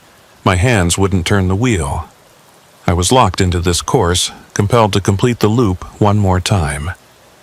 As I entered the space beneath the transformed overpass, everything changed. The cold wasn't just cold anymore. It was the absence of heat, the absence of energy, the absence of everything. I felt myself slowing down. Not just my truck, but my body, my thoughts, my heartbeat. Time itself was grinding to a halt. The echo that wrapped around me wasn't sound. It was meaning, information, knowledge being forced into my brain faster than I could process it. I understood, for a brief instant, what this place was. what the overpasses represented, why they echoed the way they did. They were thin spots, places where the boundaries between realities became permeable, where the normal laws of physics broke down. Every highway overpass was a potential gateway, a crack in the structure of space and time. Most of them were stable, harmless, but some, like this one, had been used too much, had too many deaths associated with them, had absorbed too much trauma and fear and pain. They became anchors, places where reality couldn't quite hold together, where the barriers between what was and what could be became dangerously weak. And I had driven into one. I had passed under it at exactly the wrong time, in exactly the wrong state of mind, and I'd become entangled with it, trapped in its gravity well, unable to escape. The tally marks on the supports, they weren't keeping count of crashes or deaths. They were keeping count of loops. Each mark represented one passage, one circuit through this trapped moment. And there were tens of thousands of them because this overpass had been catching drivers for decades, holding them in endless repetition until their fuel ran out, or their minds broke, or they simply ceased to exist in any meaningful way. I was the latest, but I wouldn't be the last. All of this flashed through my mind in the instant I spent under the overpass, knowledge downloaded directly into my consciousness. And then I was through, emerging on the other side, and the knowledge started to fade like a dream upon waking. But I remembered enough. I remembered the important part. The countdown hadn't been counting down to an ending. It had been counting down to a reset. I looked at my GPS, mile marker 178. But this time, something was different. The number flickered, 178, then 179, then 178 again, then 179, then finally settling on 179. I'd moved forward, 1 mile, one single mile forward after hundreds of loops. My odometer clicked up, 736 to 402 miles. The clock on my dashboard showed 12:48 a.m. It stayed there, didn't jump or change. I'd broken free, or at least I'd cracked the loop, weakened its hold on me. Behind me, I could no longer see my own truck following. The highway was empty again, just one set of taillights receding in my mirrors. Ahead of me, another overpass was visible. Mile marker 180, probably. A different bridge, a different structure. I approached it slowly, cautiously, every nerve in my body screaming at me to stop, to turn around, to get off this highway by any means necessary. But I couldn't stop. Not yet, because I understood something else now, something the knowledge download had left me with. The loop wasn't about being trapped. It was about being tested, or maybe transformed, or maybe consumed. I wasn't sure which, and I didn't think it mattered. What mattered was that I'd survived it. I'd lasted long enough, endured enough passages, absorbed enough of the echo's meaning that the overpass had released me. Or maybe I'd changed enough that I didn't quite fit in the loop anymore. Maybe I'd become something slightly different, something that could exist in the normal world but wasn't entirely part of it anymore. I passed under the overpass at mile marker 180. There was no cold. There was an echo, but just a normal one, lasting maybe half a second. The sound of my engine bouncing off concrete and fading away. No voices, no images, no counting. Mile marker 181. I watched the number appear in my headlights, watched it pass beside me, watched it recede in my mirrors. I'd moved forward. I was free. I drove for another hour in a daze, barely aware of what I was doing. My body handled the driving, checking mirrors, maintaining speed, staying in my lane, while my mind tried to process everything that had happened. By the time I crossed into Illinois, the sun was starting to lighten the eastern horizon behind me. The darkness that had felt so absolute, so overwhelming, began to recede. And with it went the last remnants of that impossible night. I pulled into a rest stop just over the Illinois border and sat in the cab with the engine running, staring at nothing. My hands were shaking. My whole body was shaking. I'd survived something that shouldn't have been survivable. I'd escaped something that had no business existing in the first place, but I couldn't tell anyone about it. Who would believe me? I barely believed it myself, and I'd lived through it. Eventually, I turned off the engine and climbed into the sleeper berth. I needed sleep, real sleep, not the fractured, looping existence I'd been trapped in. But before I closed my eyes, I pulled out my logbook, the physical one I kept as a backup, with a pen, recording my miles and stops and delivery times the old-fashioned way. I flipped to today's date and looked at the entries. 8:30 p.m., departed Columbus, OH. 10:45 p.m., crossed into Indiana. 11:32 p.m., mile marker 143, and then nothing. No entries for the next several hours. Just blank space where I should have recorded my progress. I picked up my pen and started to write, started to document what had happened, every detail I could remember. But as I wrote, the words started to fade. The ink disappeared from the page as fast as I put it down, leaving blank paper behind. I tried again, pressing harder, writing faster. Same result. The words evaporated, refusing to exist in physical form. The overpass didn't want to be remembered, or couldn't be, or existed in a space that normal memory and normal documentation couldn't touch. I put down the pen and closed the logbook. Fine. I wouldn't write about it. I wouldn't tell anyone. I'd carry it inside me. A secret burden, knowledge of something that the world wasn't meant to know. But even as I thought it, I knew I was lying to myself, because I would remember. Every detail would stay with me, crisp and clear and undeniable. I would remember the cold, the echo, the counting. I would remember mile marker 178. And I would never, ever forget that for a few hours on a September night, I had been somewhere else, somewhere between, somewhere outside the normal flow of reality, somewhere that would always be waiting for the next driver who passed through at just the wrong moment. I delivered my load to St. Louis at 7:30 a.m., 2 hours late, but close enough that dispatch didn't give me too much grief about it. The forklift operators unloaded the hydraulic equipment, checked the manifest, signed off on everything. Normal, routine, like any other delivery I'd made in 11 years. I couldn't explain the delay. My logbook showed the gap in time, the missing hours between Indiana and Illinois. But when dispatch asked about it, I said I'd pulled over to sleep. Made up some story about feeling drowsy, didn't want to risk driving tired. They accepted it, wrote it up as a safety stop, commended me for making the right decision.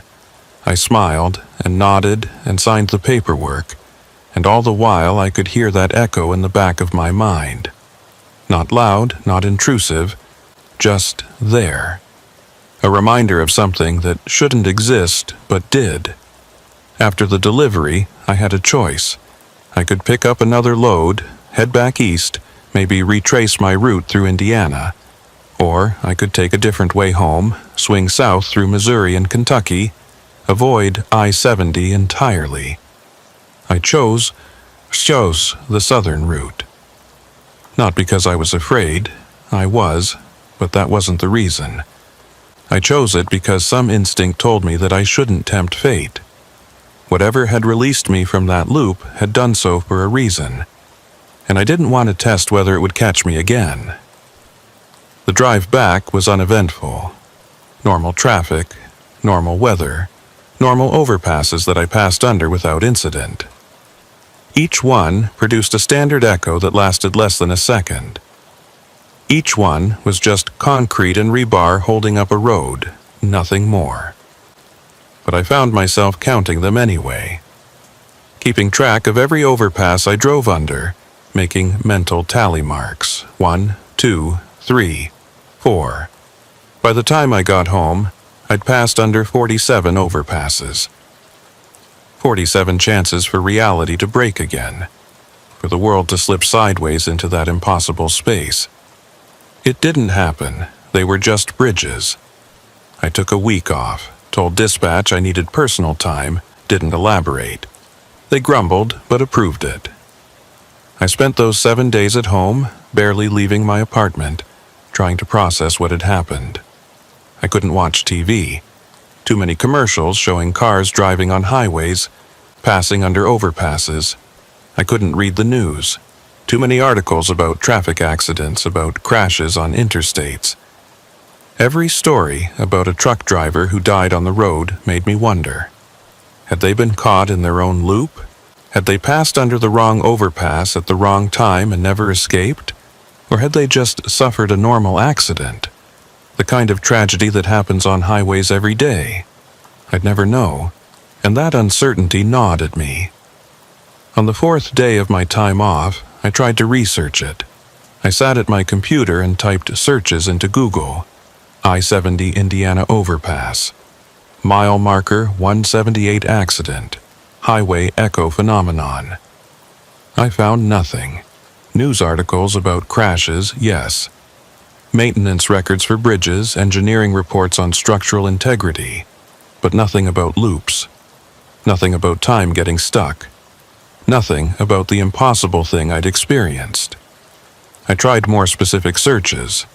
Driver, trapped under overpass, highway time loop, repeating mile marker. Still nothing. A few conspiracy theory websites, a couple of creative writing forums where people shared fictional stories about cursed roads. But no genuine accounts, no other drivers reporting the same experience. Was I the only one? Or had others experienced it but couldn't talk about it? Couldn't document it? Just like I couldn't write it in my logbook. Or had others experienced it and never escaped? That thought kept me awake at night. The image of other drivers, dozens or hundreds of them, still caught in loops on highways across the country, still passing under cursed overpasses, still hearing echoes that lasted too long, still watching their mile markers refuse to change, trapped forever in a single mile of highway, driving in circles until their fuel ran out, or their minds broke, or they simply faded away into nothing. On the 7th day, I got back in my truck. I had to. I couldn't quit driving, couldn't give up my livelihood because of one inexplicable night. I'd been a trucker for 11 years, and it was the only life I knew. But I changed my routes. I started refusing loads that would take me through Indiana. I avoided I-70 entirely, even the sections in other states. I found myself planning trips that minimized the number of overpasses I'd have to drive under, even if it meant longer routes and less efficient hauling. Dispatch noticed, but didn't say anything. Drivers have preferences after all. Some won't drive in winter weather, some won't take overnight loads, some refuse to go into major cities. Me, I won't drive under too many overpasses. It's quirky maybe, but not so unusual that it raises red flags. And for a while it worked. I drove for months without incident. Made my deliveries, earned my pay, lived my life. But I still heard it. The echo. Faint, but persistent, lurking at the edge of my perception. Every time I passed under an overpass, even the safe ones, even the normal ones, there was a split second where the echo lasted just slightly too long. A millisecond, maybe less. Imperceptible to anyone else, but crystal clear to me. And in that extended echo, I could hear it. The counting. Far away, muted, but still going. 99, 98, 97. It had started over. The countdown had reset and begun again. I don't know if it's counting down for me specifically or for the next driver who would get caught. I don't know if it's counting down to another reset or to something worse. I just know that it's happening. Somewhere out there on I-70 in Indiana, at mile marker 178. The overpass is waiting. The loop is ready.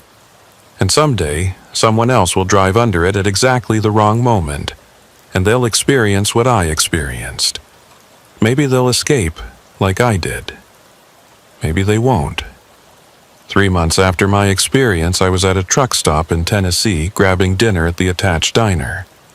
I sat at the counter eating meatloaf and mashed potatoes when another driver sat down next to me. He was older than me, maybe late 50s, with gray hair and weathered skin. He ordered coffee, black, and sat there stirring it even though he hadn't added anything. "You drive long haul?" he asked after a while. "Yeah," I said. 11 years now. "Ever run into anything strange out on the highway?" The question made my blood run cold. I put down my fork and looked at him properly for the first time. His eyes had a haunted quality, the look of someone who'd seen something that changed them fundamentally. "Strange how?" I asked carefully. He stirred his coffee some more, not meeting my gaze. "Overpasses.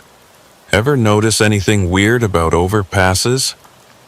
My heart was pounding. "What kind of weird?" "Echoes," he said quietly. "Echoes that last too long." We sat in silence for a long moment. Around us, the diner continued its normal operation. Other divers ate their meals, complained about traffic and dispatch and fuel prices. The waitress refilled coffee cups and took orders. Everything was normal. Everything except this conversation. "I-70?" I asked, even though I knew the answer. "I-70, he confirmed. "Indiana, mile marker 178. "You got out," I said. Not a question. He was sitting here after all. He'd survived it. "Yeah, you too, I'm guessing." I nodded. "How many times?" he asked. "How many loops before you broke free?" I thought about it. I'd never actually counted, had been too disoriented, too terrified to keep accurate track. "I don't know. 100? More?" "I did 73, he said. "Counted every one. Thought if I kept count, stayed aware, I could figure out a pattern. Find a way to break the loop." "Did you? Find a pattern?" He shook his head. "No, it just let me go. After the 73rd loop, no reason I could figure." "The countdown," I said. "Did you hear it?" His hands tightened on his coffee cup. "Yeah. Got down to 0. That's when it reset. Let me move forward 1 mile. "The same," I said. "What do you think it means? What is that place?" "I don't know," he said. "And I don't want to know. I just wanted to meet someone else who'd been through it. Confirm that I'm not crazy, that it really happened." "It happened," I confirmed. We finished our meals in silence.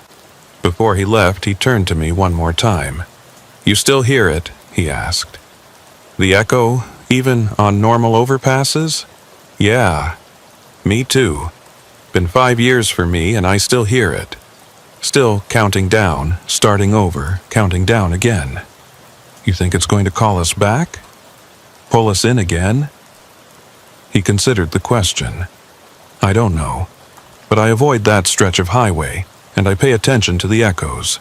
If one lasts a little too long, I get off at the next exit, find a different route. That's pretty much what I do too." He nodded, like he'd expected as much. "Drive safe out there. You too." He left.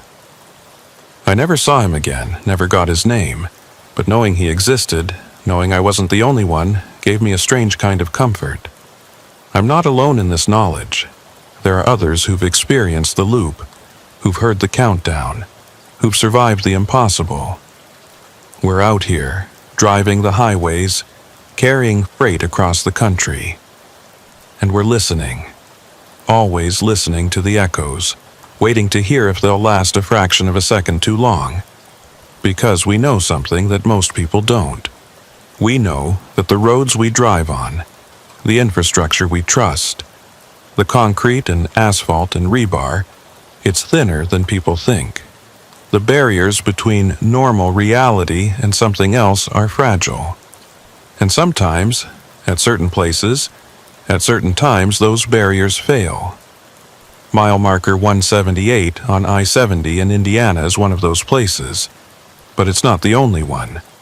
I've started keeping a personal map, marking down locations where the echoes last a little too long, where the cold comes on a little too fast, where my odometer acts funny or my GPS glitches in specific ways. There are dozens of them, maybe hundreds. Thin spots scattered across the highway system, most of them harmless, some of them not. I share the map with other drivers when I can, when I meet someone who has that same haunted look in their eyes, someone who's experienced something they can't explain, can't document, can't prove, but knows in their bones is real. We have to look out for each other, because if we don't, who will? Last week, I was driving through Missouri on I-44. Late night, clear weather, light traffic, just me and the road and the gentle rumble of my engine. I approached an overpass at mile marker 189. Just a standard bridge, nothing special about it. I'd driven under it dozens of times before without incident. But as I got close, I felt it, that cold. Slight, barely noticeable, but there. And the echo, when I passed underneath, lasted maybe a quarter second longer than it should have. I heard, very faintly, beneath the rumble of my engine, 3,412, 3,411, 3,410, a different voice than the one at mile marker 178. A different countdown starting from a different number, but the same pattern, the same warning. I got off at the next exit and took back roads for 50 miles before rejoining the interstate. I marked mile marker 189 on my map with a red X. Another thin spot, another potential trap. It's happening more often now. Or maybe I'm just more attuned to it, more sensitive to the warning signs. Either way, I'm encountering these places more frequently, and the countdowns are getting lower. The one at mile marker 178 was in the double digits when I escaped. This new one in Missouri started at 3,412, but who knows how long it's been counting? Who knows how low it'll get before it resets? I don't know what happens when one of these countdowns actually reaches zero without letting its captive driver escape. I don't know if the loop just continues forever, or if something worse happens, and I don't want to find out. So I keep driving. I keep listening to the echoes. I keep marking my map and avoiding the thin spots and hoping that I can stay ahead of whatever is happening to the highways.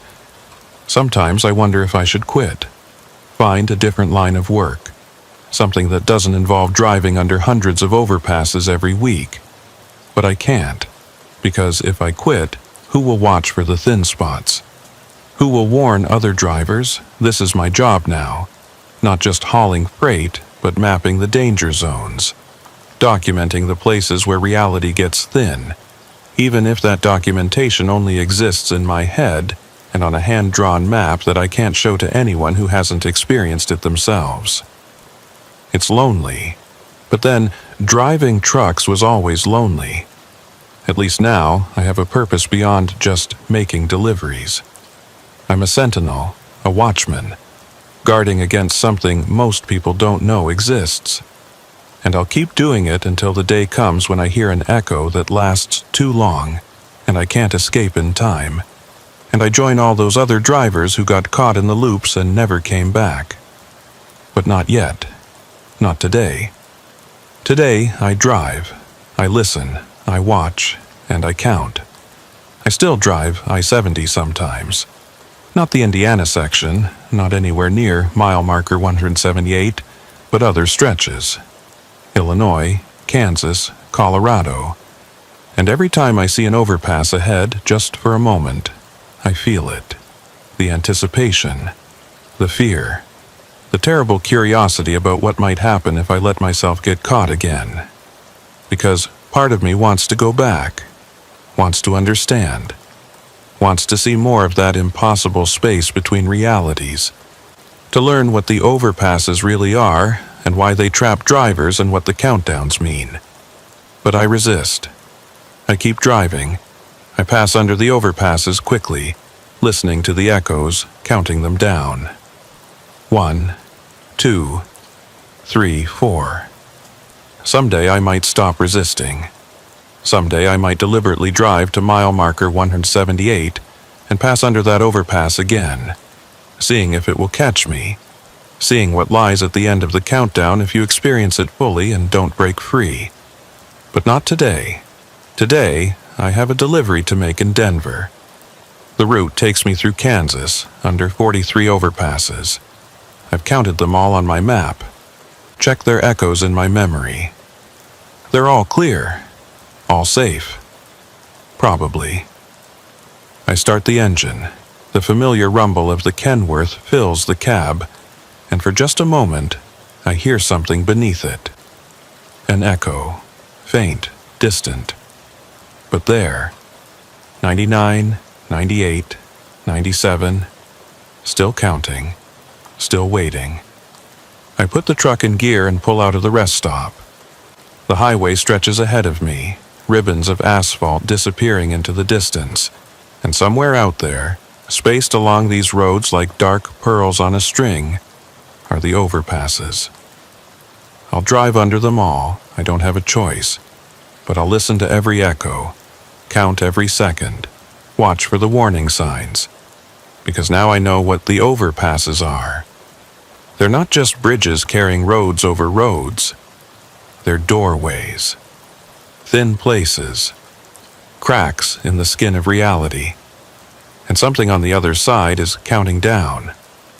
When it reaches zero, really reaches zero, not just a reset, but an actual ending, something will happen. Something will come through. Or maybe something will pull us all through to the other side. I don't know which. I just know that I hear the countdown every day, every time I drive under an overpass. And it's getting lower, always lower, counting down to something that I hope I'll never see, but probably will, someday, when the echo lasts just a little too long, and I can't escape in time, and the countdown reaches zero. I'll find out then. We all will.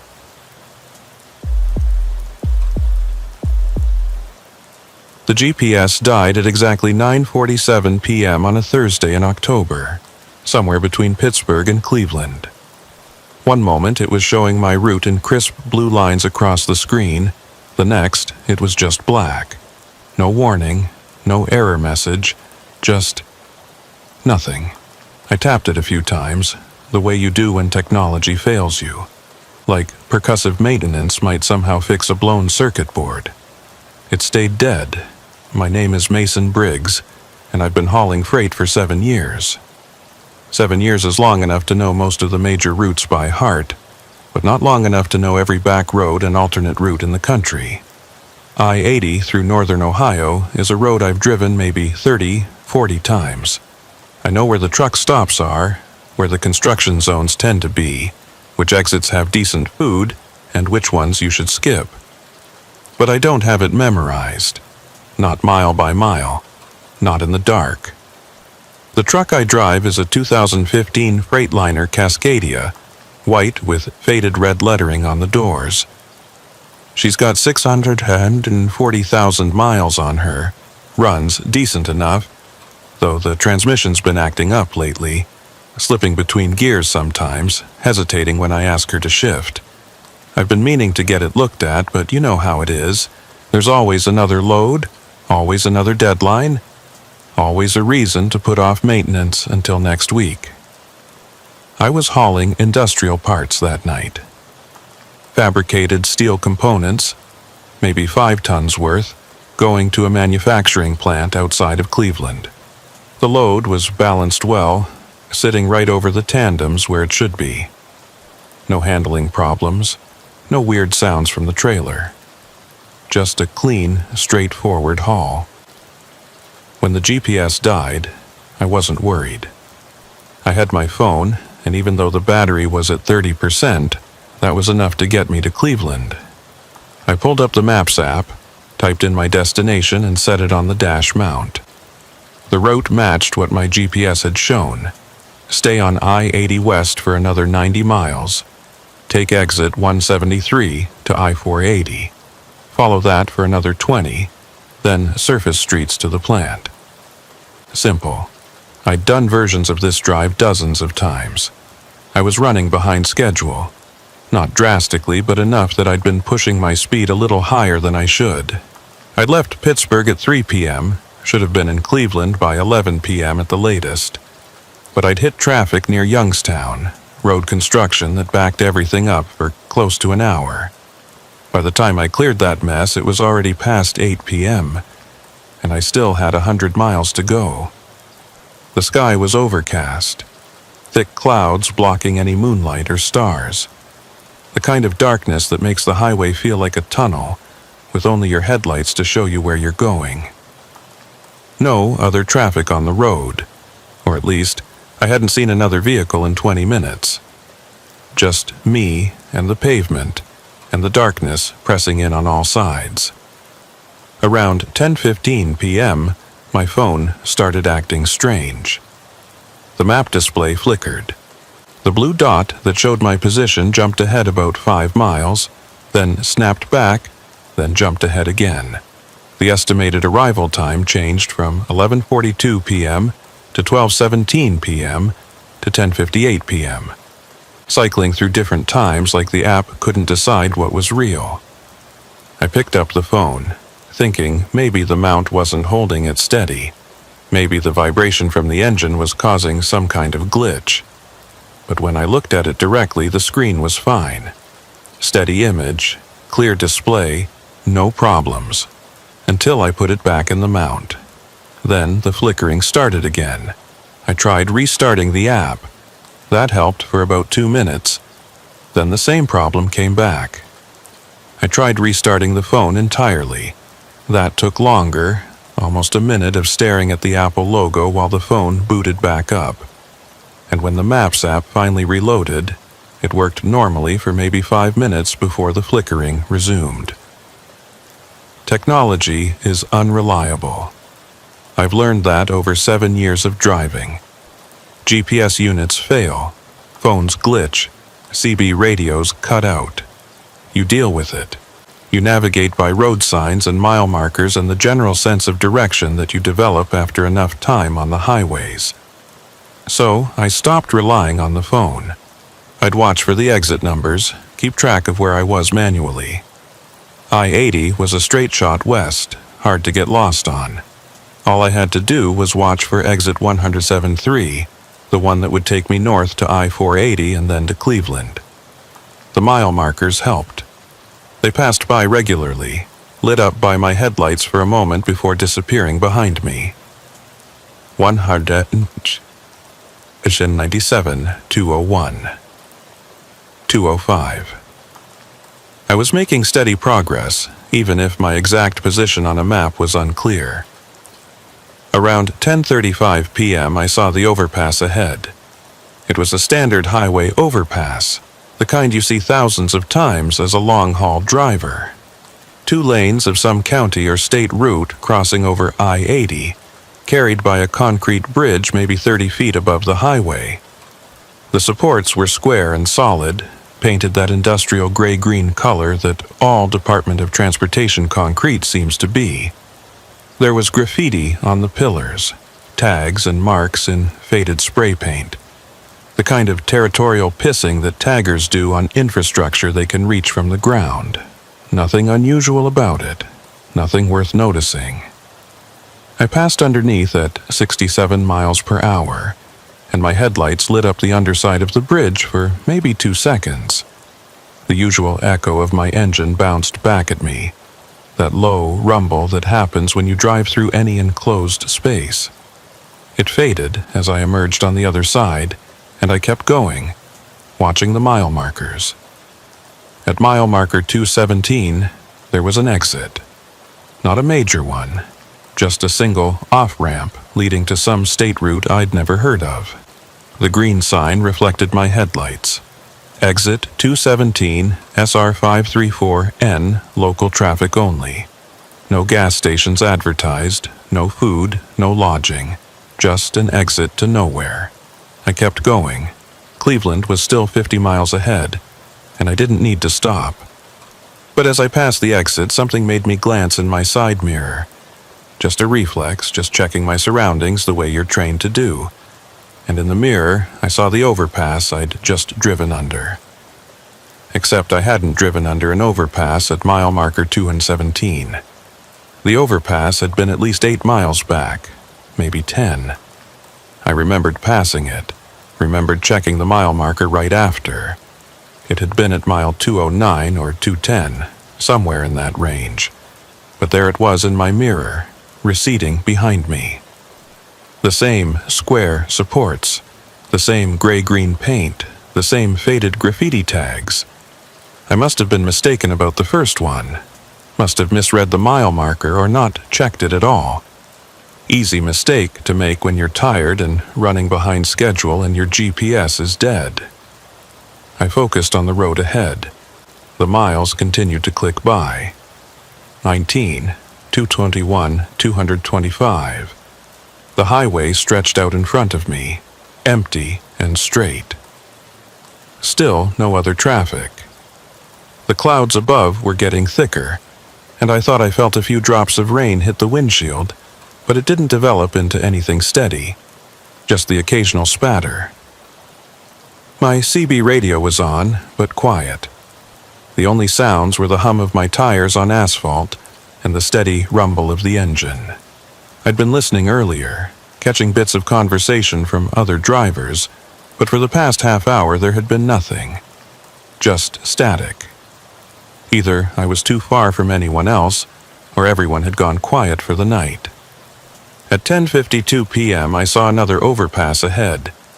Same design as before. Same square supports, same gray-green paint. Even from a quarter-mile away I could see the graffiti tags on the pillars. The same tags I'd seen on the other overpasses. I slowed down slightly from 67 to about 60 as I approached. My headlights swept across the supports and I could see them clearly now.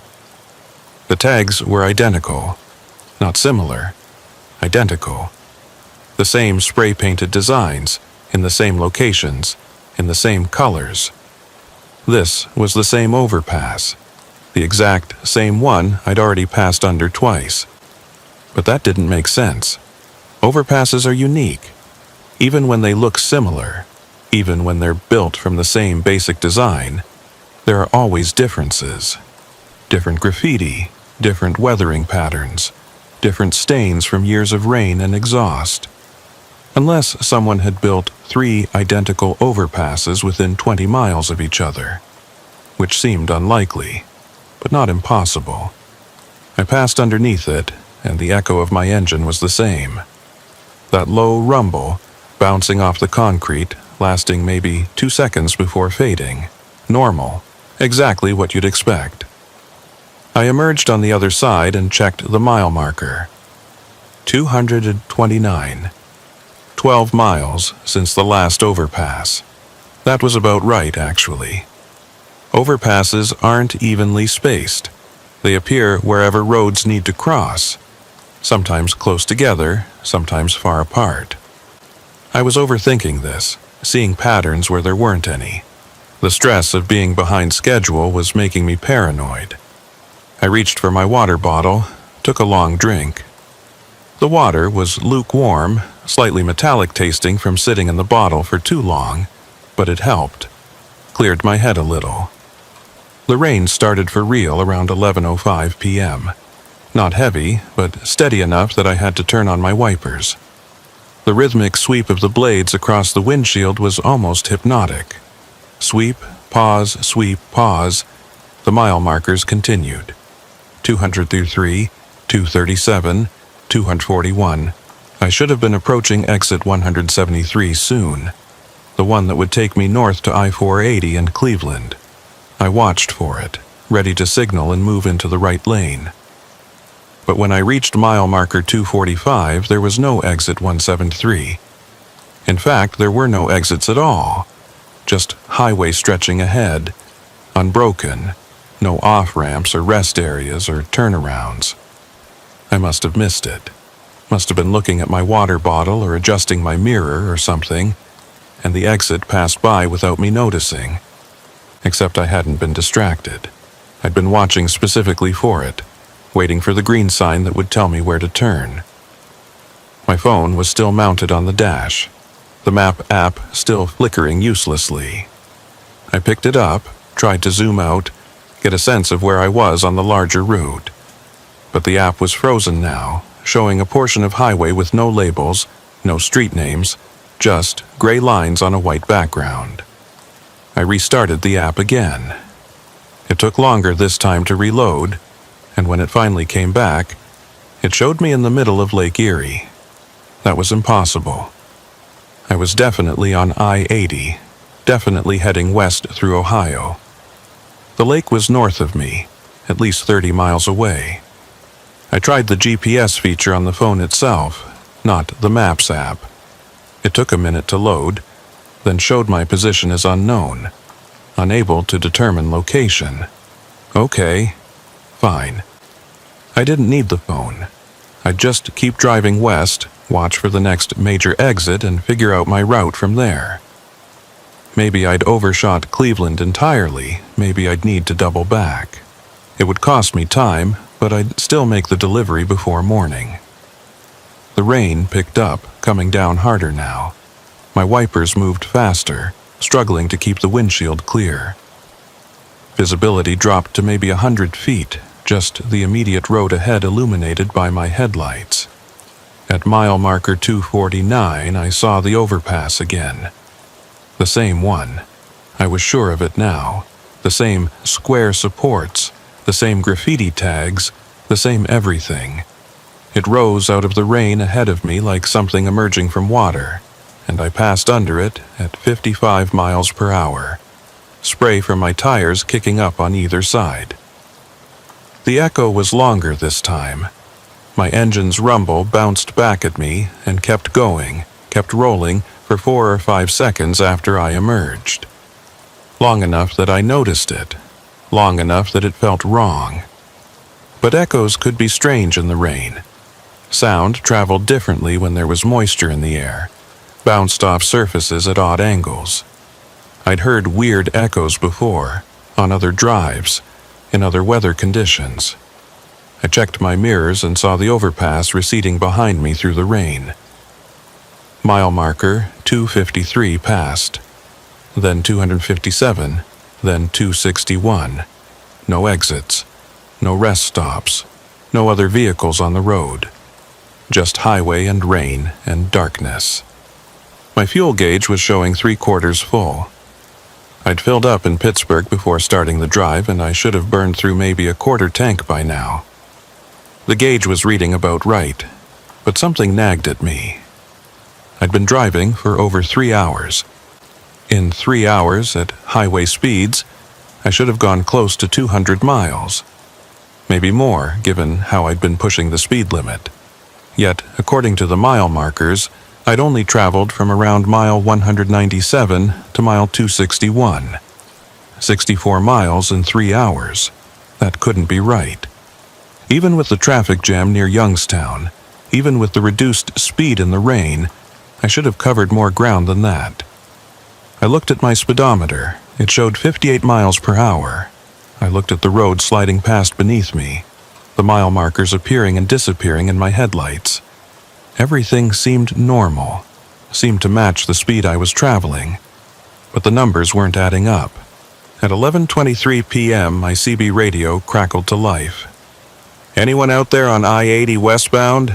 This is Nolan. I'm around mile marker 260. Anybody listening?" Relief flooded through me. Another driver. Someone else on this road, someone I could talk to, maybe someone who could confirm that I wasn't losing my mind. I grabbed the handset. "Nolan, this is Mason Briggs. I'm also westbound on 80, just past mile marker 261. Where you headed?" A pause, longer than normal radio lag. Then, "Cleveland, you?" "Same, Cleveland. Delivery at a manufacturing plant, supposed to be there by midnight." "Yeah, me too. Different plant probably, but same city." "You having any problems with navigation?" "My GPS died and my phone's acting weird." Another long pause. "Yeah, same here. GPS went out about an hour ago. Phone's no help either. You seeing the overpasses?" My hands tightened on the wheel. "The overpasses? Same bridge over and over. Or bridges that look the same, I can't tell. You seeing that?" "Yeah," I said, my voice quieter than I intended. "Same graffiti, same everything." "Thought I was going crazy," Nolan said. "Been passing under what looks like the same overpass every 8 or 10 miles, and there are no exits, no way off this highway. How long you been driving this stretch?" "Since about 9:30, so almost 2 hours. And I've only gone maybe 40 miles according to the markers." The same problem I was having. We were both traveling at highway speeds, but covering distance way too slowly. "Have you seen any other vehicles?" I asked. "Any traffic at all?" "Nothing. Just empty road. You?" "Same." We sat in silence for a moment, the CB connection holding, neither of us quite sure what to say next. "What do you think is happening?" Nolan finally asked. I didn't have an answer. I had theories. Equipment failure, some kind of localized fog affecting our perception, exhaustion causing us both to hallucinate similar things. But none of those theories felt right. "I don't know," I said. "But I think we should stay in contact. Keep talking on the CB, let each other know what we're seeing." "Agreed. I'm going to try getting off at the next exit, if there is a next exit." "Let me know how that goes." "Will do." Nolan out. The CB went back to static. I set the handset down and focused on the road ahead. It was oddly comforting, knowing someone else was experiencing the same thing. It meant I wasn't hallucinating, wasn't suffering from some kind of break with reality. Whatever was happening was external, was real, was affecting both of us. But that comfort was short-lived, because if this was real, if something genuinely wrong was happening with this stretch of highway, then we were in trouble. Oh, at mile marker 265, the overpass appeared again. I slowed down even more, down to 45 miles per hour, and approached it carefully. The rain was still coming down, and my wipers swept back and forth, clearing the windshield just long enough for me to see clearly before the rain obscured everything again. The graffiti tags on the supports were more visible now that I was going slower. I could make out individual letters and symbols. There was a tag in red spray paint that looked like raise, or maybe rise. Below that, in blue, something that might have been initials. And on the right support, a simple design. A circle with a line through it. I memorized these details as I passed underneath. If I saw this overpass again, I'd be able to confirm it was the same one, not just similar. The echo lasted 7 seconds. I counted them. My engine's rumble amplified by the concrete bouncing back at me, following my truck as I emerged on the other side. 7 full seconds of sound that should have faded in 2. I grabbed the CB handset. "Nolan, you there?" Static for a moment, then, "Yeah, I'm here, what's up?" "I just passed under another overpass. Same tags, same design." Echo lasted 7 seconds. 7. Mine lasted maybe 5 when I went under it last time. "How many have you passed under so far?" I thought about it. 5, maybe 6. I'm losing count. Same, and the mile markers are still increasing, but way too slow. I've been driving for another 10 minutes since we last talked, and I've only gone 4 miles according to the markers. Something's wrong with the distance, I said. Or with time, or both. What do you mean? I mean, we're traveling at normal speeds, 50, 60 miles per hour, but the mile markers aren't reflecting that. It's like the road is stretching, like the space between markers is longer than it should be. That doesn't make any sense. None of this makes sense, but that's what's happening. The CB went quiet again. I could hear the rain on the roof of my cab, a steady drumming that should have been soothing but instead felt oppressive. "Mason?" Nolan's voice came back. "I just saw an exit sign." "You did? What does it say?" "Exit 217, SR 534 North, local traffic only." My stomach dropped. "That's the same exit I passed an hour ago, mile marker 217. But I'm at mile marker 269. The exit should be, I know, it should be 52 miles behind you, but it's not." "I'm taking it," Nolan said. "I'm getting off this highway. Whatever this is, I'm done with it." "Wait, maybe we should..." But he was already gone. I heard the change in his engine noise through the CB, the slight shift in tone as he decelerated. I heard his air brakes hiss. Then the CB went dead. Not static, not Nolan signing off, just complete silence, like the radio had been unplugged. I keyed the mic. "Nolan? Nolan, you there?" Nothing. I tried different channels, cycling through them one by one. Every channel was silent. Not even the background static that you usually get on CB radio. Just nothing. I was alone again. Mile marker 273 passed, then 277, then 281.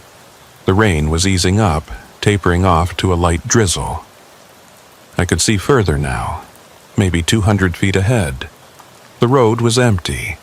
No taillights from Nolan's truck, no headlights from oncoming traffic.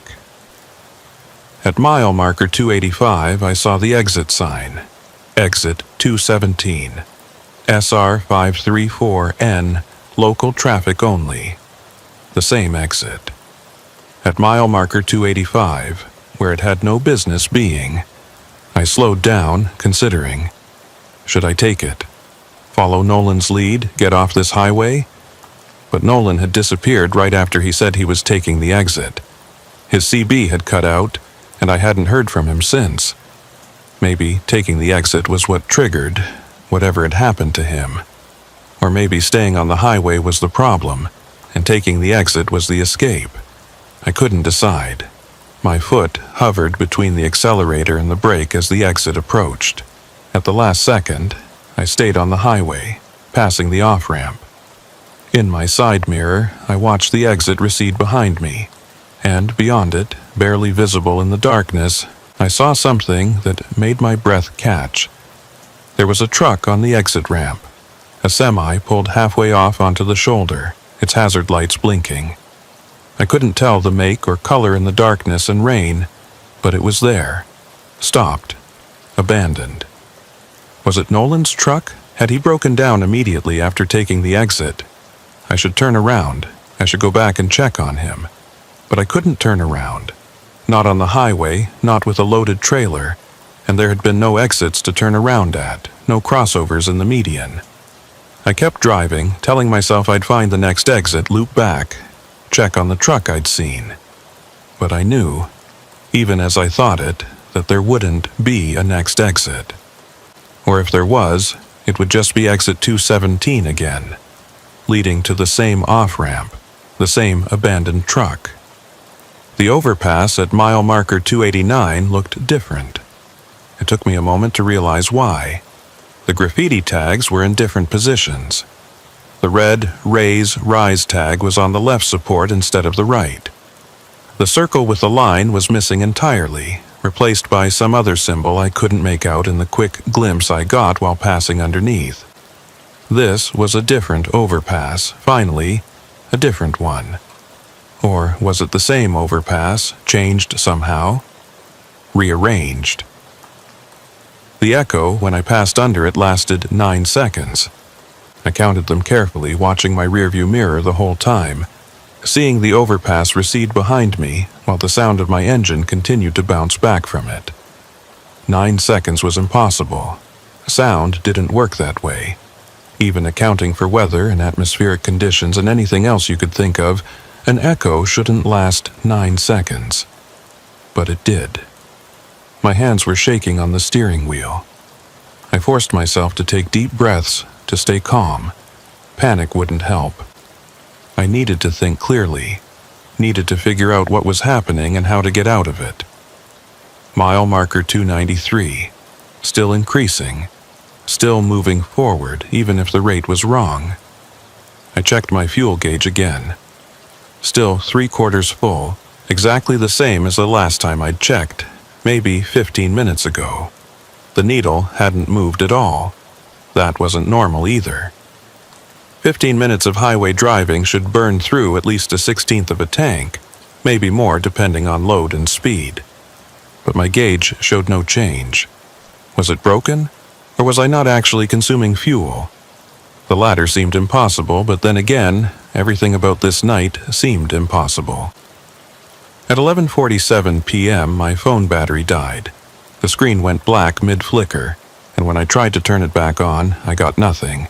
Not even the low battery symbol, just a dead piece of glass and metal. I was completely cut off now. No GPS, no phone, no CB radio that worked. Just me and the truck and the highway that wouldn't end. The miles continued. 297, 301, 305. Every 8 to 12 miles I'd pass under another overpass. Sometimes it looked like the original one, with the same graffiti pattern. Sometimes it looked different, with tags in different locations or different colors, but there was always an overpass. Always that square support design painted in gray-green, and the echoes kept getting longer. 11 seconds, 13 seconds, 15 seconds. By mile marker 317, when I passed under what must have been my 10th or 12th overpass, the echo lasted 23 seconds. Almost half a minute of my engine's sound bouncing back at me. Impossibly sustained, impossibly loud. And within that echo, I started to hear other things.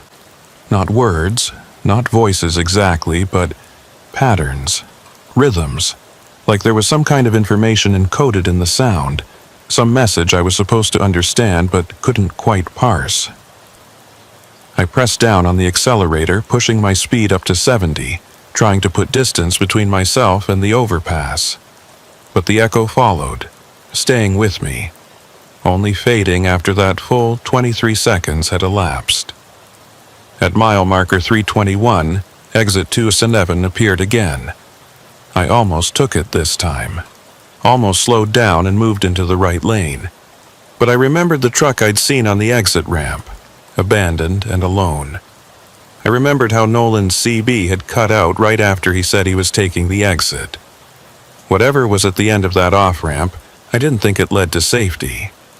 I stayed on the highway and watched the exit pass by. And once again, in my mirror, I saw a truck on the exit ramp. Different truck this time. Or at least in a different position. This one was fully on the ramp, not just halfway off the highway. Its headlights were off, its cab dark.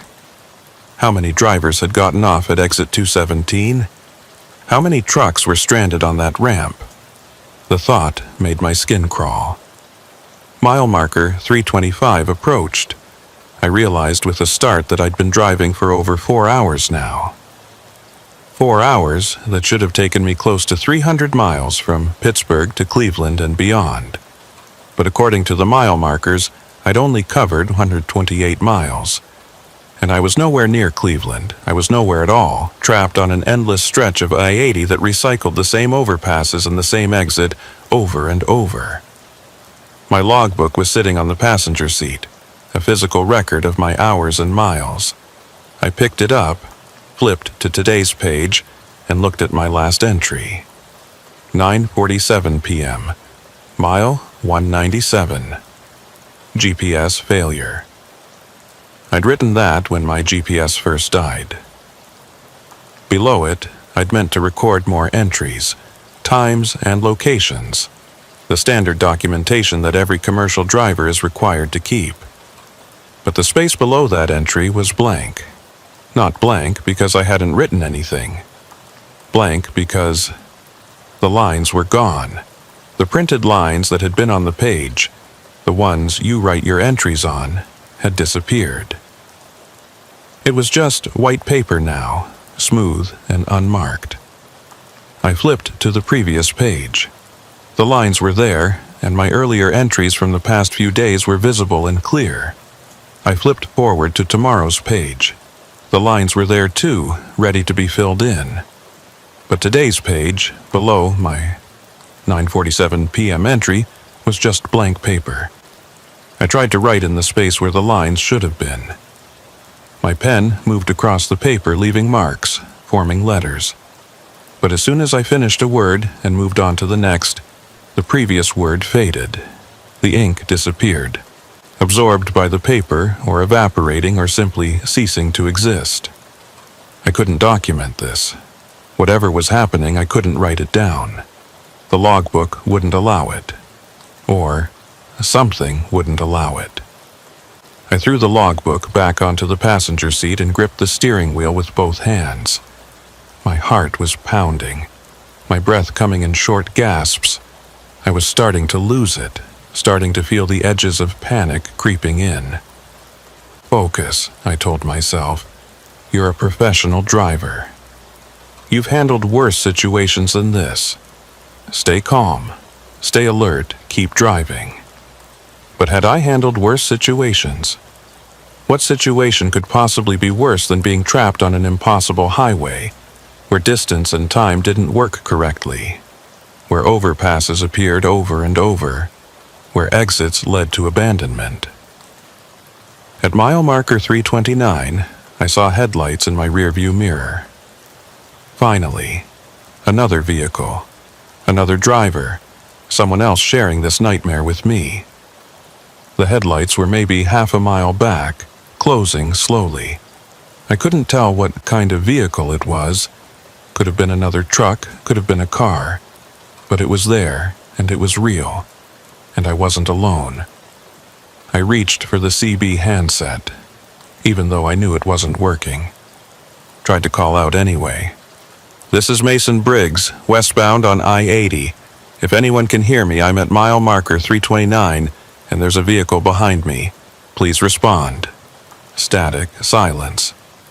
The headlights grew closer. I could see them more clearly now in my mirror. They were slightly different heights, the way truck headlights are, not the symmetrical pattern of a car. It was another semi. Relief washed over me. Another trucker. Someone who might have a working CB or a working phone, or just the company of another human being who could confirm that this was really happening. The truck closed the distance between us, moving faster than I was. It pulled up behind me, maybe 50 yards back, and matched my speed. Just followed me, maintaining that distance. I tried the CB again. Driver of the truck behind me, this is Mason Briggs. Can you hear me? Are you experiencing the same problems I am? No response. I flashed my brake lights a few times, the universal signal for, I see you, let's communicate. The truck behind me flashed its lights back. Okay. Good. We could at least signal each other, even if voice communication wasn't working. But the truck didn't try to pass me, didn't try to pull alongside. It just followed, maintaining that 50-yard gap. At mile marker 333, we approached another overpass together. I passed underneath first, and the echo that came back was the longest yet. 37 seconds. More than half a minute of sound that rolled and bounced and seemed to gain complexity as it went, adding layers and harmonics that my engine alone couldn't possibly produce. The truck behind me passed under the overpass a few seconds after I did. and I watched in my mirror as it entered the space beneath the bridge, and didn't come out. I watched, waiting for it to emerge on the other side, waiting to see its headlights reappear. They didn't. The truck had entered the space under the overpass and simply stopped existing, or stopped being visible, or went somewhere else.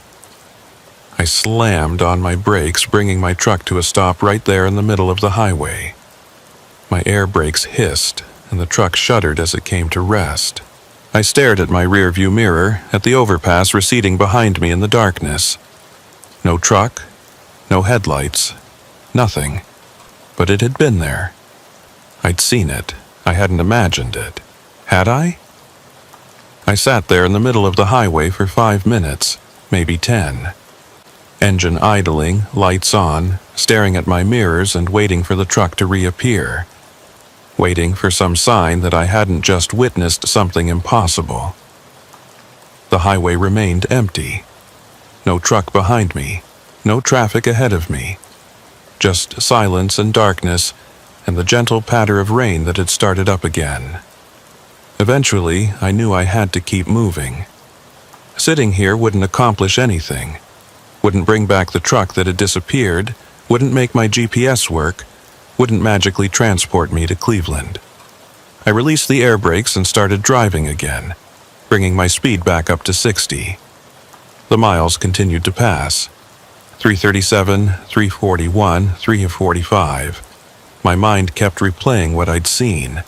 The truck following me, its headlights clear in my mirrors, the overpass approaching.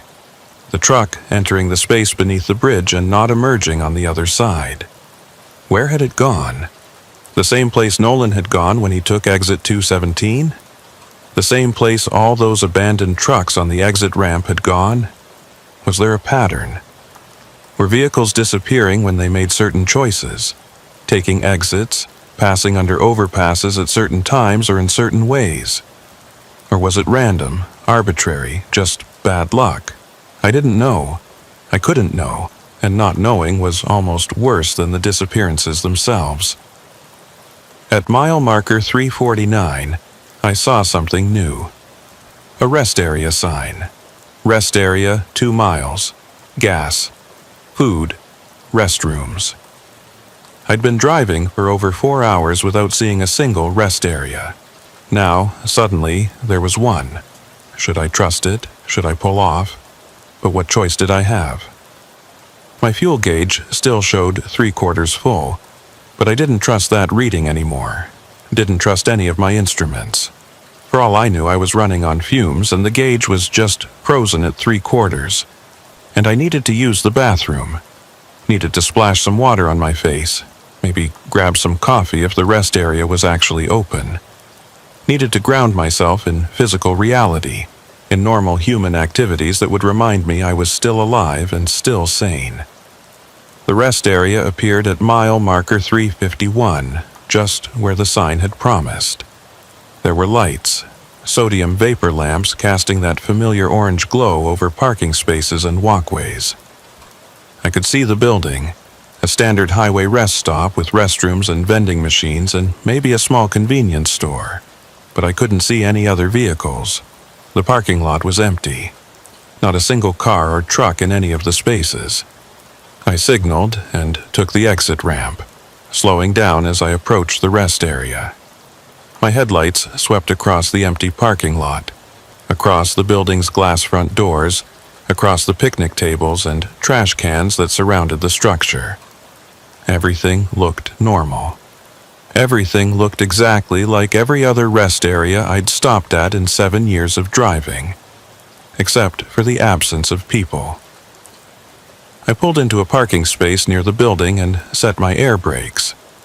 For a long moment, I just sat there in the cab, engine running, trying to decide if this was a good idea. But I needed to stop.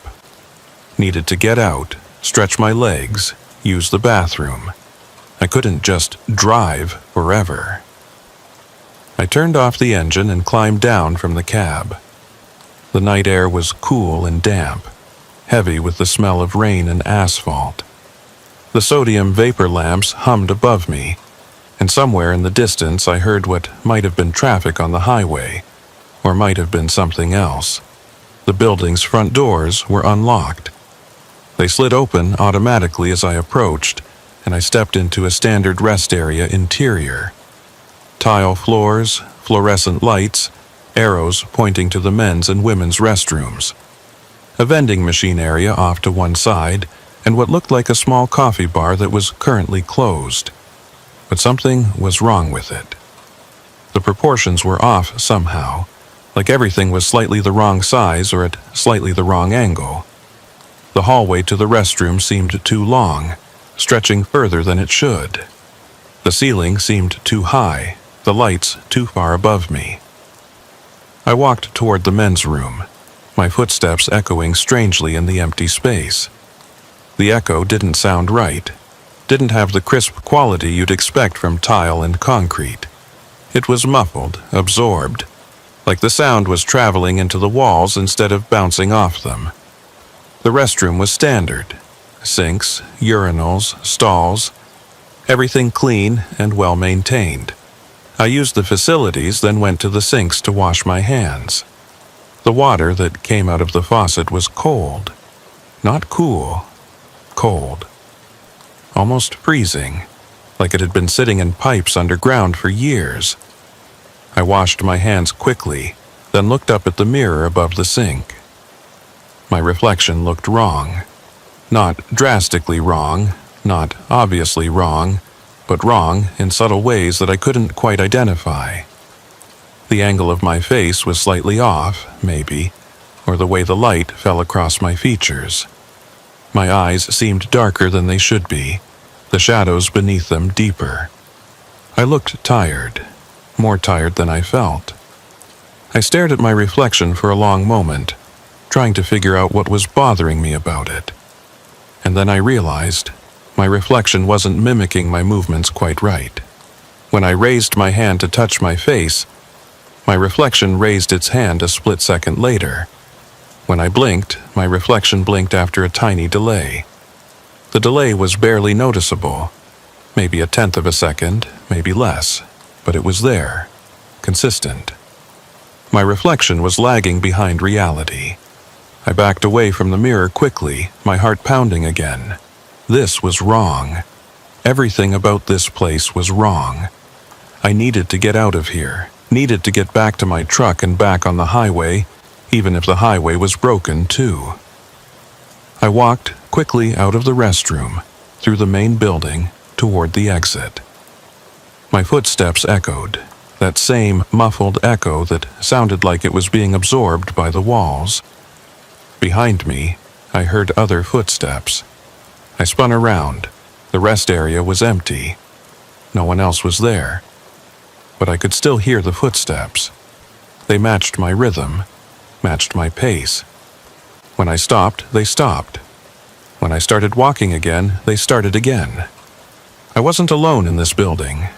I ran, sprinted toward the exit doors, which slid open too slowly, forcing me to turn sideways and squeeze through before they were fully open. The parking lot outside looked different now.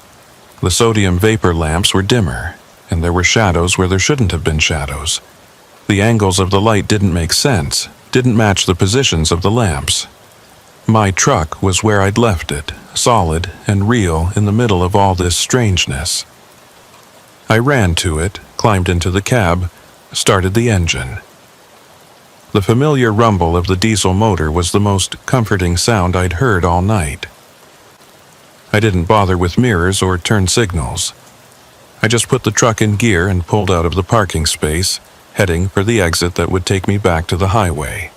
The exit ramp curved around, merging back onto I-80. I accelerated, putting distance between myself and the rest area as quickly as possible. In my side mirror, I watched the rest area recede behind me. The lights were flickering now, going on and off in no particular pattern, and I could see figures standing in the parking lot. Multiple figures, maybe a dozen or more, all standing perfectly still, all facing the direction my truck had gone. I looked away from the mirror, focused on the road ahead. I didn't want to know what those figures were. Didn't want to know if they were human or something else.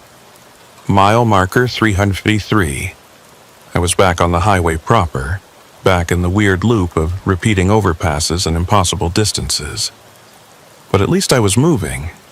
At least I was away from that rest area. My fuel gauge, I noticed, was now showing half full. It had dropped from 3/4 to half while I was parked at the rest area. That didn't make sense. I'd had the engine off for at most 15 minutes, and even with the accessories running, that shouldn't have drained much fuel. Unless time at the rest area had passed differently. Unless those 15 minutes I'd experienced had been longer in real terms. Or unless the fuel gauge was finally telling the truth, and I'd been running low this whole time without realizing it. Either way, I needed to be more careful about fuel consumption. If the gauge was accurate, I had maybe 200 miles left before I'd run out, and I had no idea where I could refuel or if there were any gas stations on this cursed stretch of highway. The overpasses continued to appear at regular intervals. Every 8 to 10 miles there was another one, and the echoes when I passed under them were getting longer and stranger. 42 seconds, 48 seconds, 55 seconds.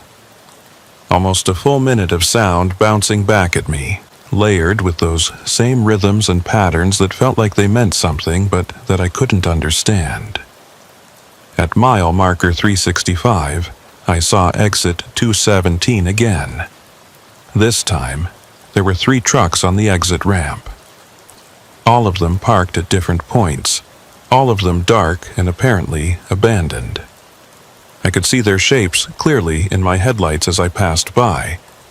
One close to the highway, one about halfway up the ramp, one at the very top where the ramp met SR 534. 3 drivers who'd made the same choice. Get off the highway, take the exit, hope for better luck on side roads. And all 3 of them had ended up stuck, or worse. I wasn't taking that exit. No matter how many times it appeared, no matter how tempting it might be to try a different route, I wasn't leaving the highway. Because at least on the highway I was still moving. Still making some kind of progress, even if it was slower than it should be. My CB radio crackled unexpectedly. Anyone out there? This is... can't. The transmission was broken up, barely audible through the static, but it was a voice, a human voice. I grabbed the handset. This is Mason Briggs. I can hear you, but you're breaking up. Repeat your last transmission. More static, then 217. Taken it 3 times. Keeps bringing me back. My stomach clenched. Say again, you've taken exit 217 3 times. Can't get off. Highway won't let me, always brings me back. Where are you now? What's your location? The static increased, drowning out any response. I tried adjusting the squelch, tried different channels, but the voice was gone. Lost in the electronic noise. Someone else was stuck in this loop. Someone who'd tried to escape by taking the exit, and the highway had brought them back. 3 times. How was that possible? If you took an exit, you left the highway. You got on side roads, headed toward towns or cities or wherever the exit led. You didn't somehow end up back on the highway you'd just left. Unless the exit didn't really go anywhere. Unless it was a loop of its own. A closed circle that looked like it was leading away but actually just curved back around. Or unless the highway wouldn't let you leave. That thought was more terrifying than anything else I'd considered. The idea that this wasn't just broken reality or malfunctioning physics, but something intentional. Something that wanted to keep drivers trapped here. Mile marker 369 passed, then 373, then 377. I'd been driving for, I checked my watch, but it had stopped. The second hand was frozen, pointing at the 7. The digital readout on my dashboard clock was flickering between different times. 12:14 a.m., 11:52 p.m., 1:37 a.m., 10:05 p.m., cycling through them randomly. Time wasn't working anymore, not in any consistent way. How long had I been on this highway? It felt like hours, but it could have been minutes or days. I couldn't tell. My body felt tired, but not exhausted. Hungry, but not starving. Thirsty, but not desperately so. All of my physical needs seemed to be suspended at a medium level, neither increasing nor decreasing as time passed, or as time didn't pass. At mile marker 381, I saw something that made me slow down. There was a car on the shoulder of the highway. Not a truck, a regular sedan, maybe a Honda or Toyota. It was parked with its hazard lights on, and someone was standing next to it. A person, an actual person, not just a silhouette or a figure in the distance. I pulled over onto the shoulder about 50 feet ahead of the car, set my air brakes, and climbed down from the cab. The person near the car was a woman, maybe in her 30s, wearing jeans and a jacket. She looked up as I approached, and I could see relief on her face. "Thank God," she said. "I've been stuck here for hours. My car just died and I can't get it started again." I stopped a few feet away, cautious. "What's your name?" "Amanda. Amanda Hayes. Are you heading west? Can you give me a ride to the next town?" "There is no next town," I said. "Have you noticed anything strange about this highway? About the overpasses or the mile markers?" She looked at me blankly. "Strange how?" "The overpasses repeating. The exit that keeps appearing. The way the distance doesn't match up with time. I don't know what you're talking about. I just need to get to a phone, call for a tow truck. Can you help me or not?" Something about this wasn't right. Her demeanor was too normal, too calm for someone who'd been stuck on the side of a dark highway for hours. And she wasn't reacting to any of the weird things I was describing. "When did your car break down?" I asked. "Around, I don't know, maybe 11 p.m.? I've lost track of time." "What were you doing on this highway? Where were you headed?" "I was driving to Cleveland from Pittsburgh. Is that important?" "The same route I was on. The same route Nolan had been on." "Did you pass under any overpasses before your car broke down?" "I mean, yes, probably. There are overpasses on every highway. Why are you asking all these questions? Are you going to help me or not?" I looked at her car more closely. It was a newer model, clean and well-maintained. The hazard lights were blinking steadily. Nothing seemed damaged or broken from the outside, but when I looked at the license plate, my blood ran cold. The plate was blank, not removed, blank, like it had been painted over or covered, except there was no paint, no covering, just smooth metal where the numbers and letters should have been. "What's your license plate number?" I asked. Amanda looked confused. "What? Why? Just tell me. What's the number on your license plate?" "It's, She hesitated, looking uncertain. "I'm sorry, I can't remember. Is that weird? I should know my own plate number." "Amanda," I said slowly, "I don't think you're real." Her expression didn't change. "What do you mean?" "Of course I'm real. I'm standing right here talking to you. Your license plate is blank. You can't remember basic details. And you're not reacting to any of the impossible things happening on this highway. You're not making sense. Please, I just need a ride. Or at least use of your phone to call for help." I backed away from her, back toward my truck. "I can't help you. I'm sorry." "Wait, don't leave me here." But I kept backing up, kept moving toward my truck. Because the more I looked at Amanda, the more I noticed small things that were wrong. The way her jacket didn't quite sit right on her shoulders, like it was a size too big or too small. The way her shadow, cast by my truck's headlights, didn't quite match her movements.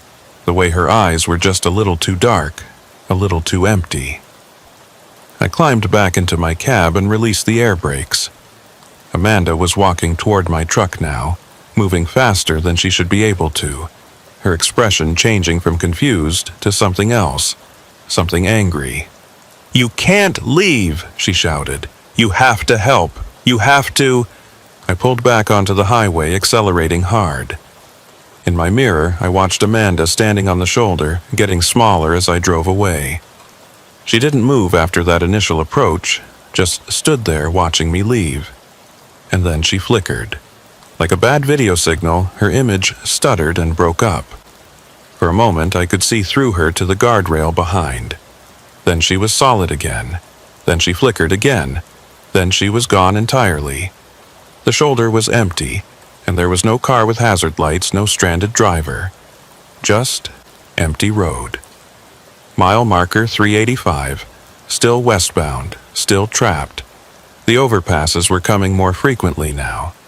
Every 5 miles instead of every 8 or 10, and they were all starting to look the same again. Identical graffiti, identical structure, identical everything. The echoes, when I passed under them, were over a minute long now. 73 seconds, 81 seconds, 94 seconds. Almost 2 full minutes of sound following me, layered and complex, carrying within it those patterns that I still couldn't decode. At mile marker 393, my fuel gauge dropped to a quarter tank. At mile marker 397, it was at an eighth. At mile marker 401, the low fuel warning light came on. I had maybe 40 miles left. 50, if I was lucky, and the gauge was being pessimistic.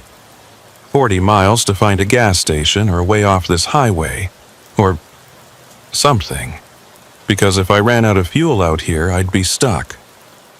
Another truck abandoned on the shoulder, another driver who'd gotten caught in the loop and couldn't escape. The CB radio crackled again. "Can anyone hear me? This is Nolan. I'm stuck. Please." My heart leapt. "Nolan, this is Mason. Where are you?" "Don't know. Took the exit. But I'm still... The overpass keeps... Nolan, listen to me. Don't take the exits. Stay on the highway. Do you understand?" "Can't stay. Out of fuel. Have to walk." "No! Don't leave your truck. Stay in the cab. Keep the doors locked." But the transmission was already degrading, breaking up into static. I tried to respond, tried to give more instructions, but I didn't know if he could hear me. The radio went silent again. Mile marker 405. My fuel gauge showing almost empty now. I was running out of time, running out of fuel, running out of options. And then, ahead of me, I saw something different. Not an overpass. Not an exit. Something else. A bridge. A massive bridge much larger than the overpasses I'd been passing under. It crossed over the highway like a cathedral, concrete and steel rising high above the road, carrying what must have been a major interstate or state route. And there were lights on it. Real lights, not the strange flickering lights of the rest area. The warm glow of actual traffic, vehicles crossing the bridge, going about their normal business. Normal reality was up there. Above me, just a few hundred feet away. I just had to reach it. I pressed down on the accelerator, pushing my speed up as high as I dared. The fuel gauge needle was touching empty now, the warning light flashing insistently. The bridge loomed closer. I could see the vehicles on it more clearly now. Cars and trucks moving at normal highway speeds, completely unaware of the impossible road beneath them. I was going to pass under that bridge, and when I did, maybe the loop would break. Maybe I'd be able to connect with that normal reality above me, get back to a world where physics worked correctly and mile markers made sense and GPS units didn't die for no reason. The bridge was maybe a quarter mile away now, close enough that I could see details, the concrete supports, the safety barriers along the edges, the road surface itself. And then I saw what was painted on the nearest support, spray painted in red, in letters 10 feet high, "Mile 217 has no exit." My truck passed under the massive bridge, and the echo that came back was like thunder, like the voice of God, like the sound of reality breaking. It lasted 3 minutes and 47 seconds. I counted every one. And when it finally faded, I checked my mile marker. I was back at the beginning. I let my foot off the accelerator and the truck coasted to a gradual stop. My fuel gauge was showing completely empty now, the needle resting at the very bottom of the gauge. The engine was still running, but it was only a matter of time before it sputtered and died. I sat there in the middle of the highway, hazard lights on, and tried to think. I'd driven for how long? Hours. It felt like hours, even though my sense of time had broken down completely. I'd passed under dozens of overpasses, seen the same exit appear over and over, watched other vehicles vanish, encountered what might have been a ghost or hallucination of a stranded driver. And now I was back at mile marker 217. The place where this had started, or close to it. The place I couldn't escape from. My logbook was still on the passenger seat. I picked it up and flipped to today's page. The last entry was still there. 9:47 p.m., mile 197. GPS failure. And below it, the blank space where I'd tried to write more entries but couldn't. Except now, the space wasn't quite blank. There was something there, very faint, like text that had been written and then mostly erased. I held the logbook up to the dome light in the cab and squinted at it. The faint text said, "Mile 217 has no exit. Mile 217 has no exit. Mile 217 has no exit." Written over and over, filling the entire page, in handwriting that looked almost like mine, but not quite. The letters were too uniform, too perfect, like they'd been printed rather than handwritten. I dropped the logbook and leaned back in my seat, closing my eyes. This wasn't real. It couldn't be real. I was having some kind of episode, some kind of breakdown. Or I died. Maybe I died hours ago, crashed on the highway near Youngstown or Pittsburgh, and this was, what, hell? Purgatory? Some kind of liminal space between life and death? That would explain why nothing made sense, why the laws of physics didn't work, why I kept encountering impossible things. If I was dead, then none of this mattered. I could just sit here and wait for whatever came next. But I didn't feel dead. I felt alive, alert, present. My body ached from hours of sitting in the driver's seat. My eyes burned from staring at the road. My bladder was full again, even though I'd used the restroom at the nightmare rest area. Dead people didn't need to use the bathroom, which meant I was alive, which meant this was real, or real enough that the distinction didn't matter, which meant I needed to keep trying to escape. My engine coughed, sputtered, then caught again and continued running. I had minutes left, maybe less. I put the truck back in gear and started driving again, slow now, conserving whatever fuel remained. I was at mile marker 217, and ahead of me would be the overpass, and beyond that, more highway. The same highway I'd been driving for hours. But maybe there was something I'd missed. Some detail, some clue, some way out that I hadn't noticed before.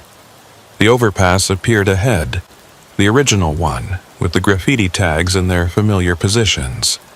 Raise or rise in red. The circle with a line through it. All of it exactly as I'd first seen it. I slowed to a crawl as I approached it, maybe 15 miles per hour.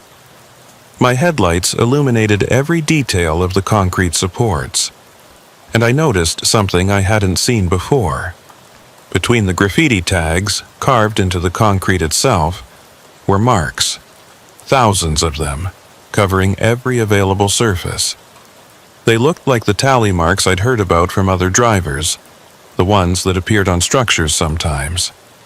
groups of 4 vertical lines with a 5th diagonal line crossing through them. Marks that people made to count things. But these marks weren't just random. They were organized into sections, separated by deep grooves carved into the concrete. And each section had a label scratched above it in letters so small I could barely read them.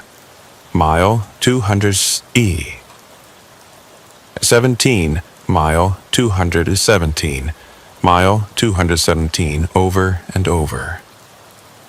Each section marking a different instance of mile 217, a different iteration of this same stretch of highway, and the tally marks within each section numbered in the hundreds. Some sections had thousands. How many drivers had been caught here? How many vehicles had passed through mile 217, counting their passages, marking their attempts to escape? I was just the latest in a long line. Another truck, another driver, another set of tally marks waiting to be carved. I passed under the overpass at that slow crawl, and the echo was soft this time. Gentle, almost soothing, like a lullaby. It whispered to me in that echo, not words, not exactly, but meaning. You can't leave. This is where you are now. This is where you'll always be. I emerged on the other side and checked the mile marker. 4 miles forward. Progress, even if it was illusory. My engine coughed again. The power steering started to go as the engine lost pressure. I could feel the truck starting to die beneath me. I had maybe 2 miles left, maybe less. I kept driving, speed dropping to 10 miles per hour as the engine struggled. The mile markers passed slowly. 223, 225, and then I saw it. Something I hadn't seen before. A truck stop. An actual, honest-to-God truck stop, with fuel pumps and a building and lights and everything. It appeared at mile marker 227, right where it had no business being.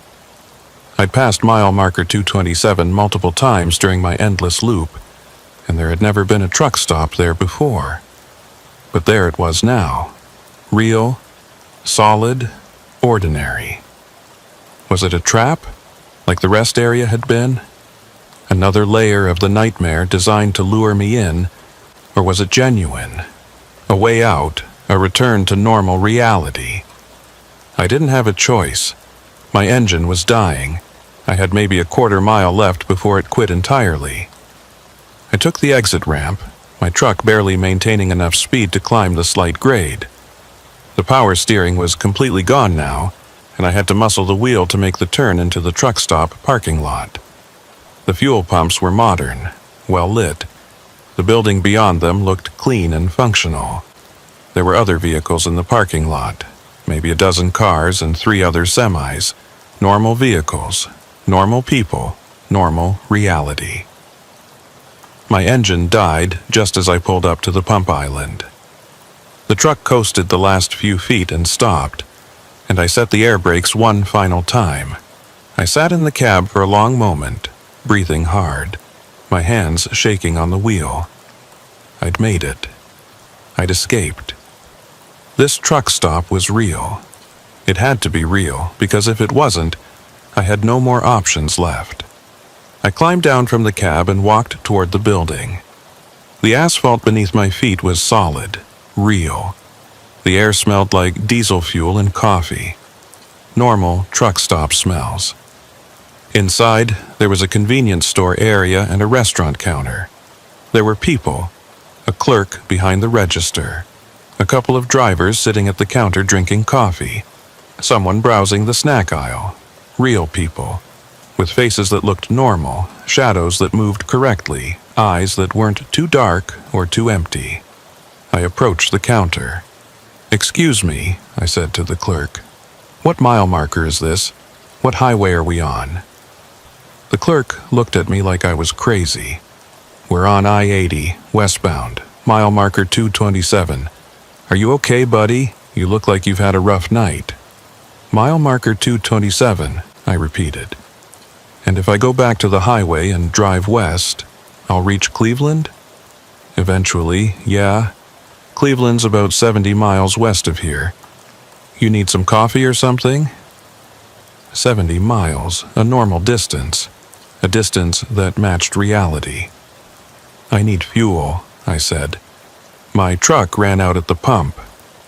Sure thing. You can pay here once you're done filling up. I walked back out to my truck in a daze. The fuel pump worked normally. I swiped my card, selected the grade, started pumping. The numbers on the pump display clicked upward at a normal rate. Gallons and dollars, increasing in lockstep the way they should. I filled the tank completely, paying more attention to the process than I ever had before. Making sure it was real, making sure this wasn't another illusion. When the tank was full, I went back inside to pay. The transaction went through without a problem. The clerk gave me a receipt, asked if I needed anything else, and wished me a good night. Everything was normal. Everything was real. I climbed back into my cab, started the engine.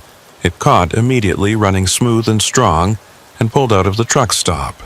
The exit ramp led back to I-80, and I merged onto the highway heading west. Mile marker 229 passed, then 233, then 237. Different mile markers. Not the same ones repeating. Actually progressing, actually moving forward. I'd escaped. I was out of the loop. My fuel gauge showed full. My odometer was counting up normally. My clock displayed a steady time, 1:47 a.m. I'd lost 4 hours somehow. 4 hours between 9:47 p.m. when my GPS died and now. 4 hours of driving that felt like much longer, but that had only moved me forward about 70 miles. But I was moving forward. That was what mattered. I drove for another hour without incident. Normal highway, normal traffic, normal mile markers. I passed through the rest of Ohio and into Indiana, heading for Cleveland to make my delivery. Everything was fine. Everything was normal. Except when I checked my logbook at the next rest stop, the real rest stop with actual people and actual trucks, the pages were wrong. The entry I'd made at 9:47 p.m. was still there. Mile 197, GPS failure. But all the pages after that, tomorrow's page, the next day's page, all the way to the end of the month, were covered in faint text. The same text repeated over and over. Mile 217 has no exit. Mile 217 has no exit. Mile 217 has no exit. I flipped through the entire logbook. Every blank page had the same text, filling every line, written in that too-perfect handwriting that looked almost like mine. I threw the logbook away, dumped it in a trash can at the rest stop, and bought a new one at the convenience store. Started fresh with clean pages that had nothing written on them. But when I opened the new logbook to make an entry, the first page said, Mile 217 has no exit. I made my delivery in Cleveland at 7:30 a.m., 5.5 hours late but still within the acceptable window. The dispatcher grumbled but accepted my excuse of traffic delays and equipment problems. After the delivery, I had 3 days off. I drove home to my apartment outside of Pittsburgh and tried to rest. But I couldn't sleep. Every time I closed my eyes, I saw overpasses, heard echoes that lasted too long, felt the wrongness of that impossible highway. On the second day, I tried to research what had happened. I searched online for I-80 Ohio Strange Highway, mile marker 217 loop, highway disappearances. I found nothing. No reports of other drivers experiencing what I had. No local legends or urban myths about that stretch of road. I found accident reports, yes. Crashes and fatalities on I-80 in Ohio, some of them near mile marker 217 or other mile markers I'd passed through during my loop.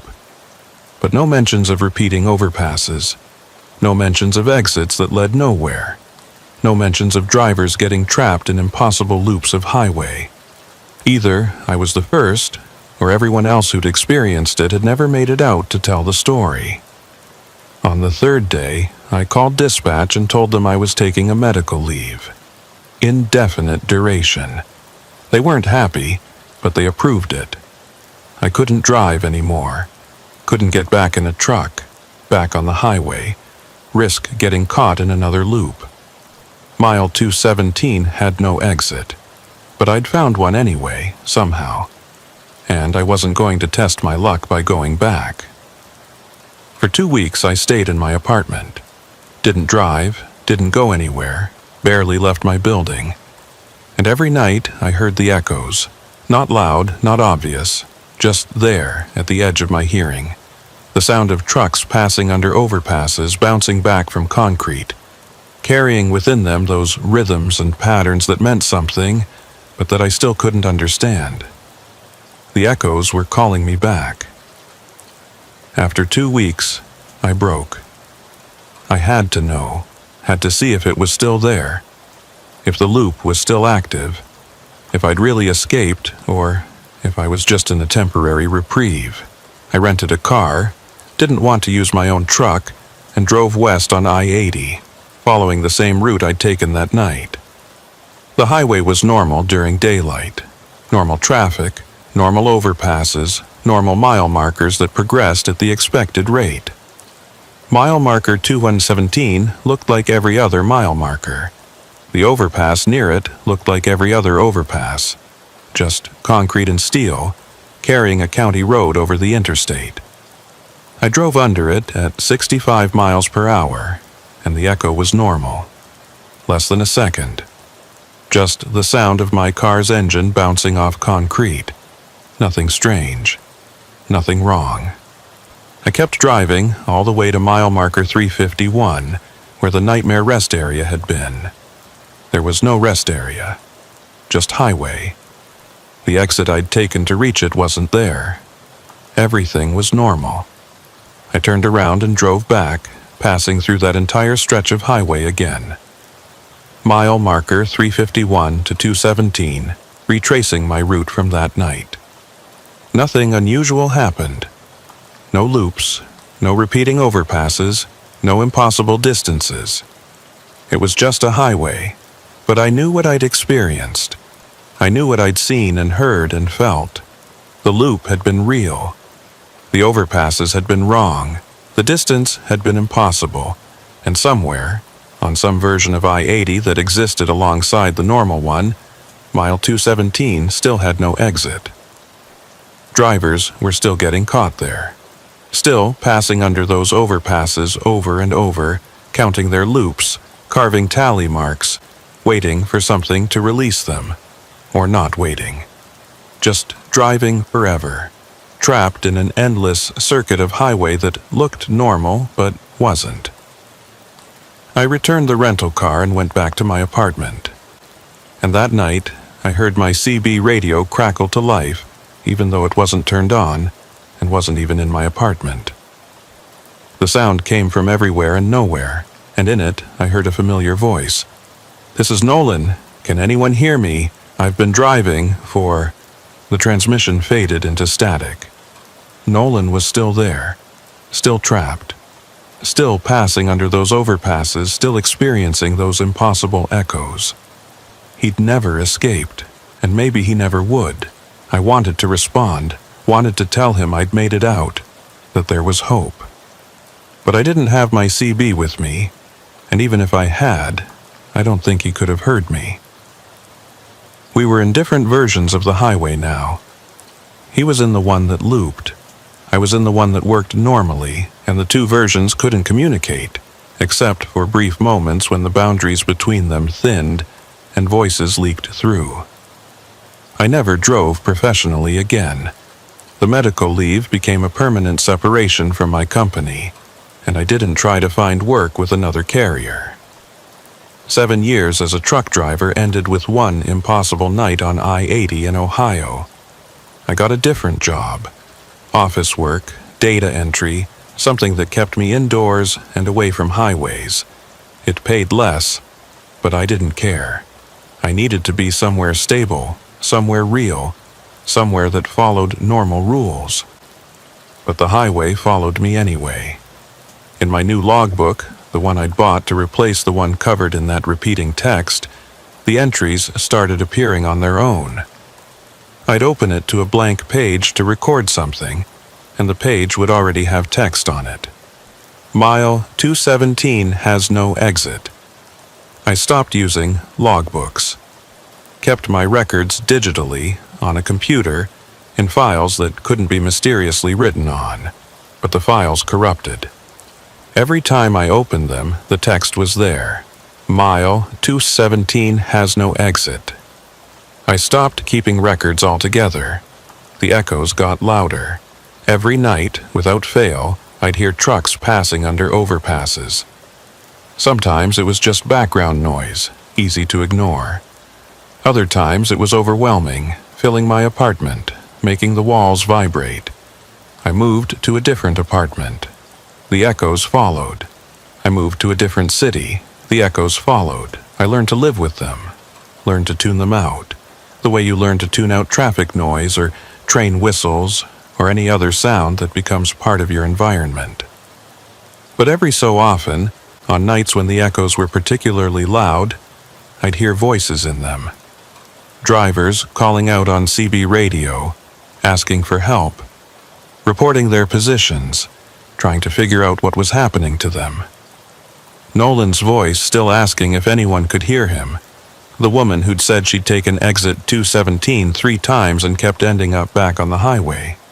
A man named Carter, who said his fuel gauge wouldn't move no matter how long he drove. A woman named Riley, who said she'd been passing under the same overpass for 6 days straight.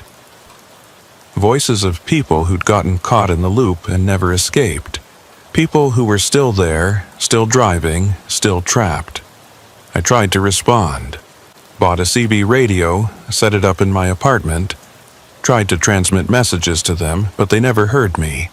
Or, if they did, they never responded in any way I could detect. The loop was one way. Voices could come out, but nothing could go back in. 6 months after my experience, I received a package in the mail. No return address, no indication of who'd sent it. Inside was a map, a road atlas, the old-fashioned kind, with pages showing every highway and road in the United States. Someone had marked it up extensively, red circles on dozens of locations, scattered across the country, and next to each circle, a note. Mile 73, repeating overpasses, 3 trucks abandoned. Mile 149, exit to nowhere, voices on CB. Mile 217, no exit, confirmed multiple drivers. Mile 334, time distortion, fuel gauge anomalies.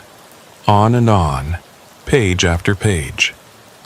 Dozens of locations where highways apparently broke down, where the normal rules stopped applying, where drivers got trapped in loops, or disappeared, or experienced impossible things. Mile 217 on I-80 in Ohio wasn't unique. It was just one of many thin spots, places where the infrastructure of the highway system had worn through to something else underneath. Whoever had sent me this map knew about them, had been documenting them, marking them, trying to understand them, and they wanted me to know I wasn't alone. There was no note with the map, no instructions, no explanation, just the marked locations and the implicit message. This is real, this is happening, and it's happening everywhere. I kept the map, studied it, cross-referenced it with my memories of that night, with the route I'd taken, with the mile markers I'd passed. Everything matched. Mile 217 was marked with a particularly bold circle and 3 exclamation points. The mapmaker knew that location was especially dangerous. I started researching the other marked locations. Most of them were on major interstates, I-80, I-70, I-90, I-40. High-traffic routes that thousands of trucks and cars used every day. I found accident reports for many of them. Crashes near the marked mile markers. Vehicles that had left the road for no apparent reason. Drivers who'd died in circumstances that didn't quite make sense. A truck that had jackknifed on a clear, dry night with no traffic and no obstacles. The driver killed instantly. A car that had driven straight into an overpass support at highway speed. No skid marks, no sign the driver had tried to brake. A semi that had been found abandoned on an exit ramp. Engine running, driver nowhere to be found. Accidents that might have been accidents or might have been something else. Drivers who'd gotten caught in loops they couldn't escape, who'd made desperate choices that led to crashes or abandonment or simply disappearing. I wanted to warn people, wanted to publish the map, put it online, tell other drivers to avoid these locations. But who would believe me? I had no proof, no evidence beyond my own experience and this anonymous map. I'd sound like a conspiracy theorist, a crazy person ranting about highway anomalies and impossible loops. And even if people believed me, even if I could convince them to take alternate routes, would it help? The thin spots seemed to move, or multiply, or appear randomly. The mile marker where I'd experienced the loop was mile 217, but other drivers might experience it at mile 215 or mile 220. The exact location wasn't stable. You couldn't avoid something if you didn't know where it would appear. All you could do was stay alert, pay attention to the echoes. Notice when overpasses started looking too similar. Watch your mile markers, your fuel gauge, your odometer. And if things started feeling wrong, get off the highway. Take any exit, even if you don't know where it leads.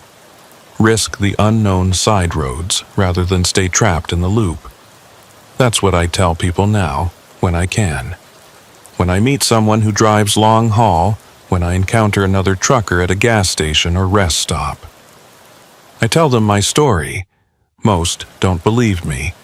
Some laugh, think I'm joking or exaggerating.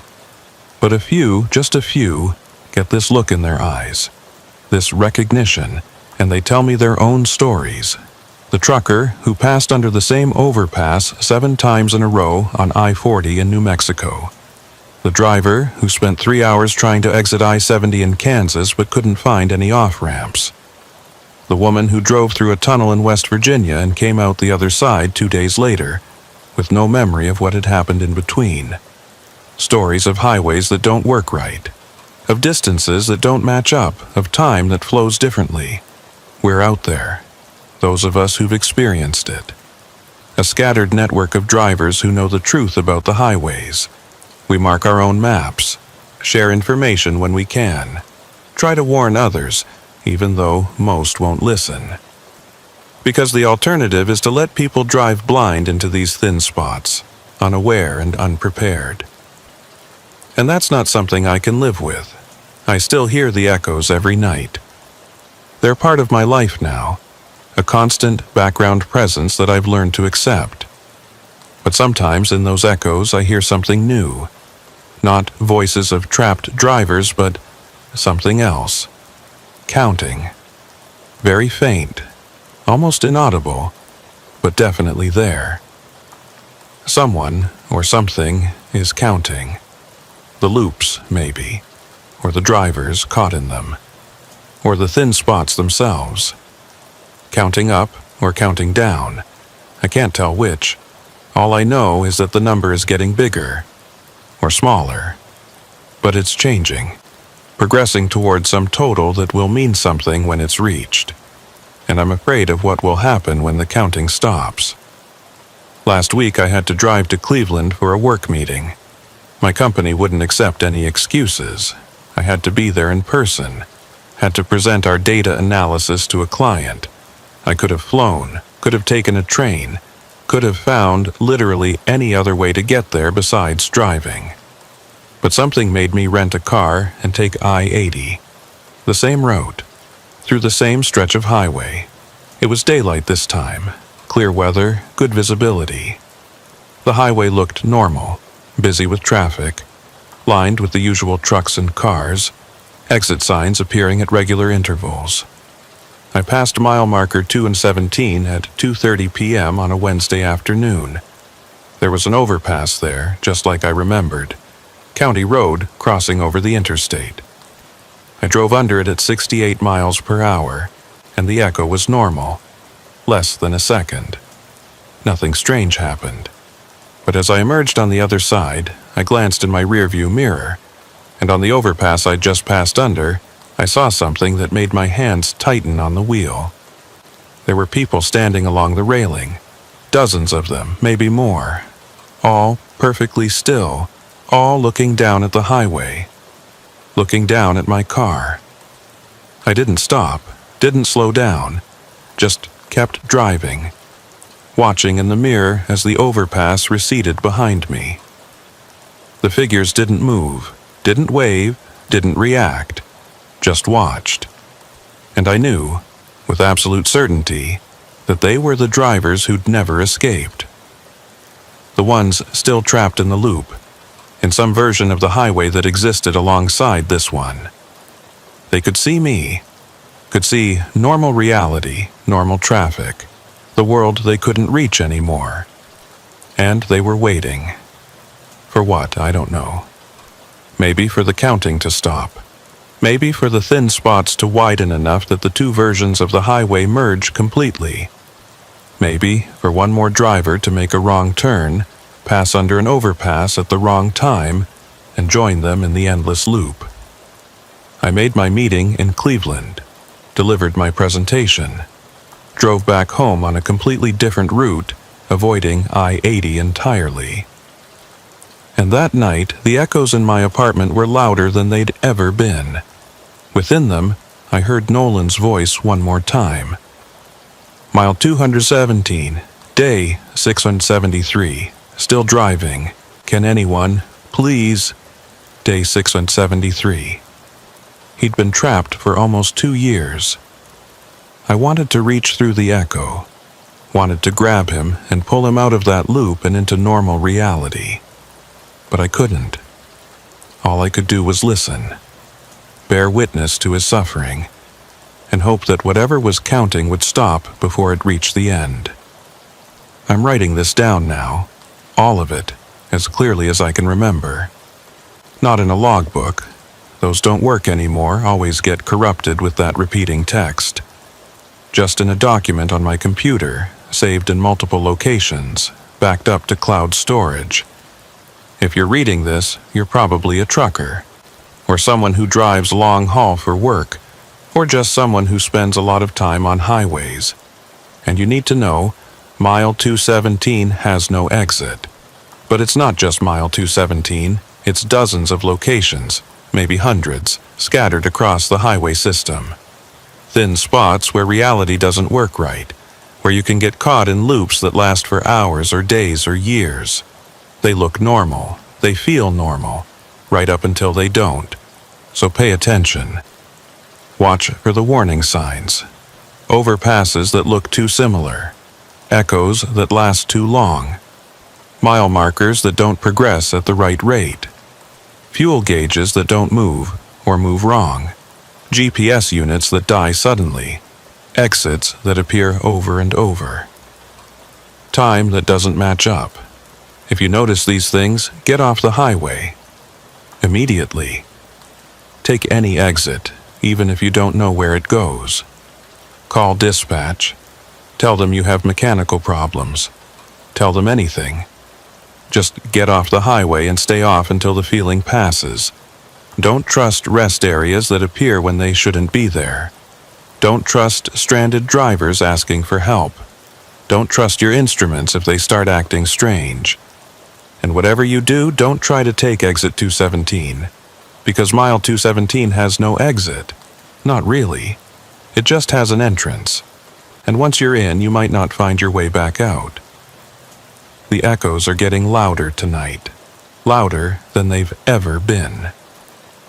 Within them, I hear not just voices, but something else now. Engines. Hundreds of engines, maybe thousands, all running at once. All those trapped trucks, still driving, still trying to find their way out.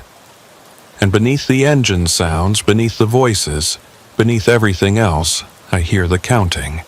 It's almost done. Almost at zero, or almost at infinity, I can't tell which. But when it reaches the end, when the counting finally stops, I think the thin spots are going to tear wide open, and all those trapped drivers, all those trucks still circling through impossible loops of highway, are going to come flooding out into normal reality. Or maybe normal reality is going to fall into the loops, and we'll all be trapped together, I don't know. All I know is that tonight, right now, at 3:47 a.m., I can hear my CB radio crackling to life in my closet, where I stored it months ago. And in the static, I hear my own voice. This is Mason Briggs, mile marker 2117. I can't get out. The overpass keeps appearing. Can anyone hear me, please? I'm not in my truck. I'm in my apartment. I'm nowhere near I-80, nowhere near Ohio, nowhere near any highway at all. But somehow I'm still there, still driving, still trapped. The echo follows me everywhere now, and it always will, because mile 217 has no exit.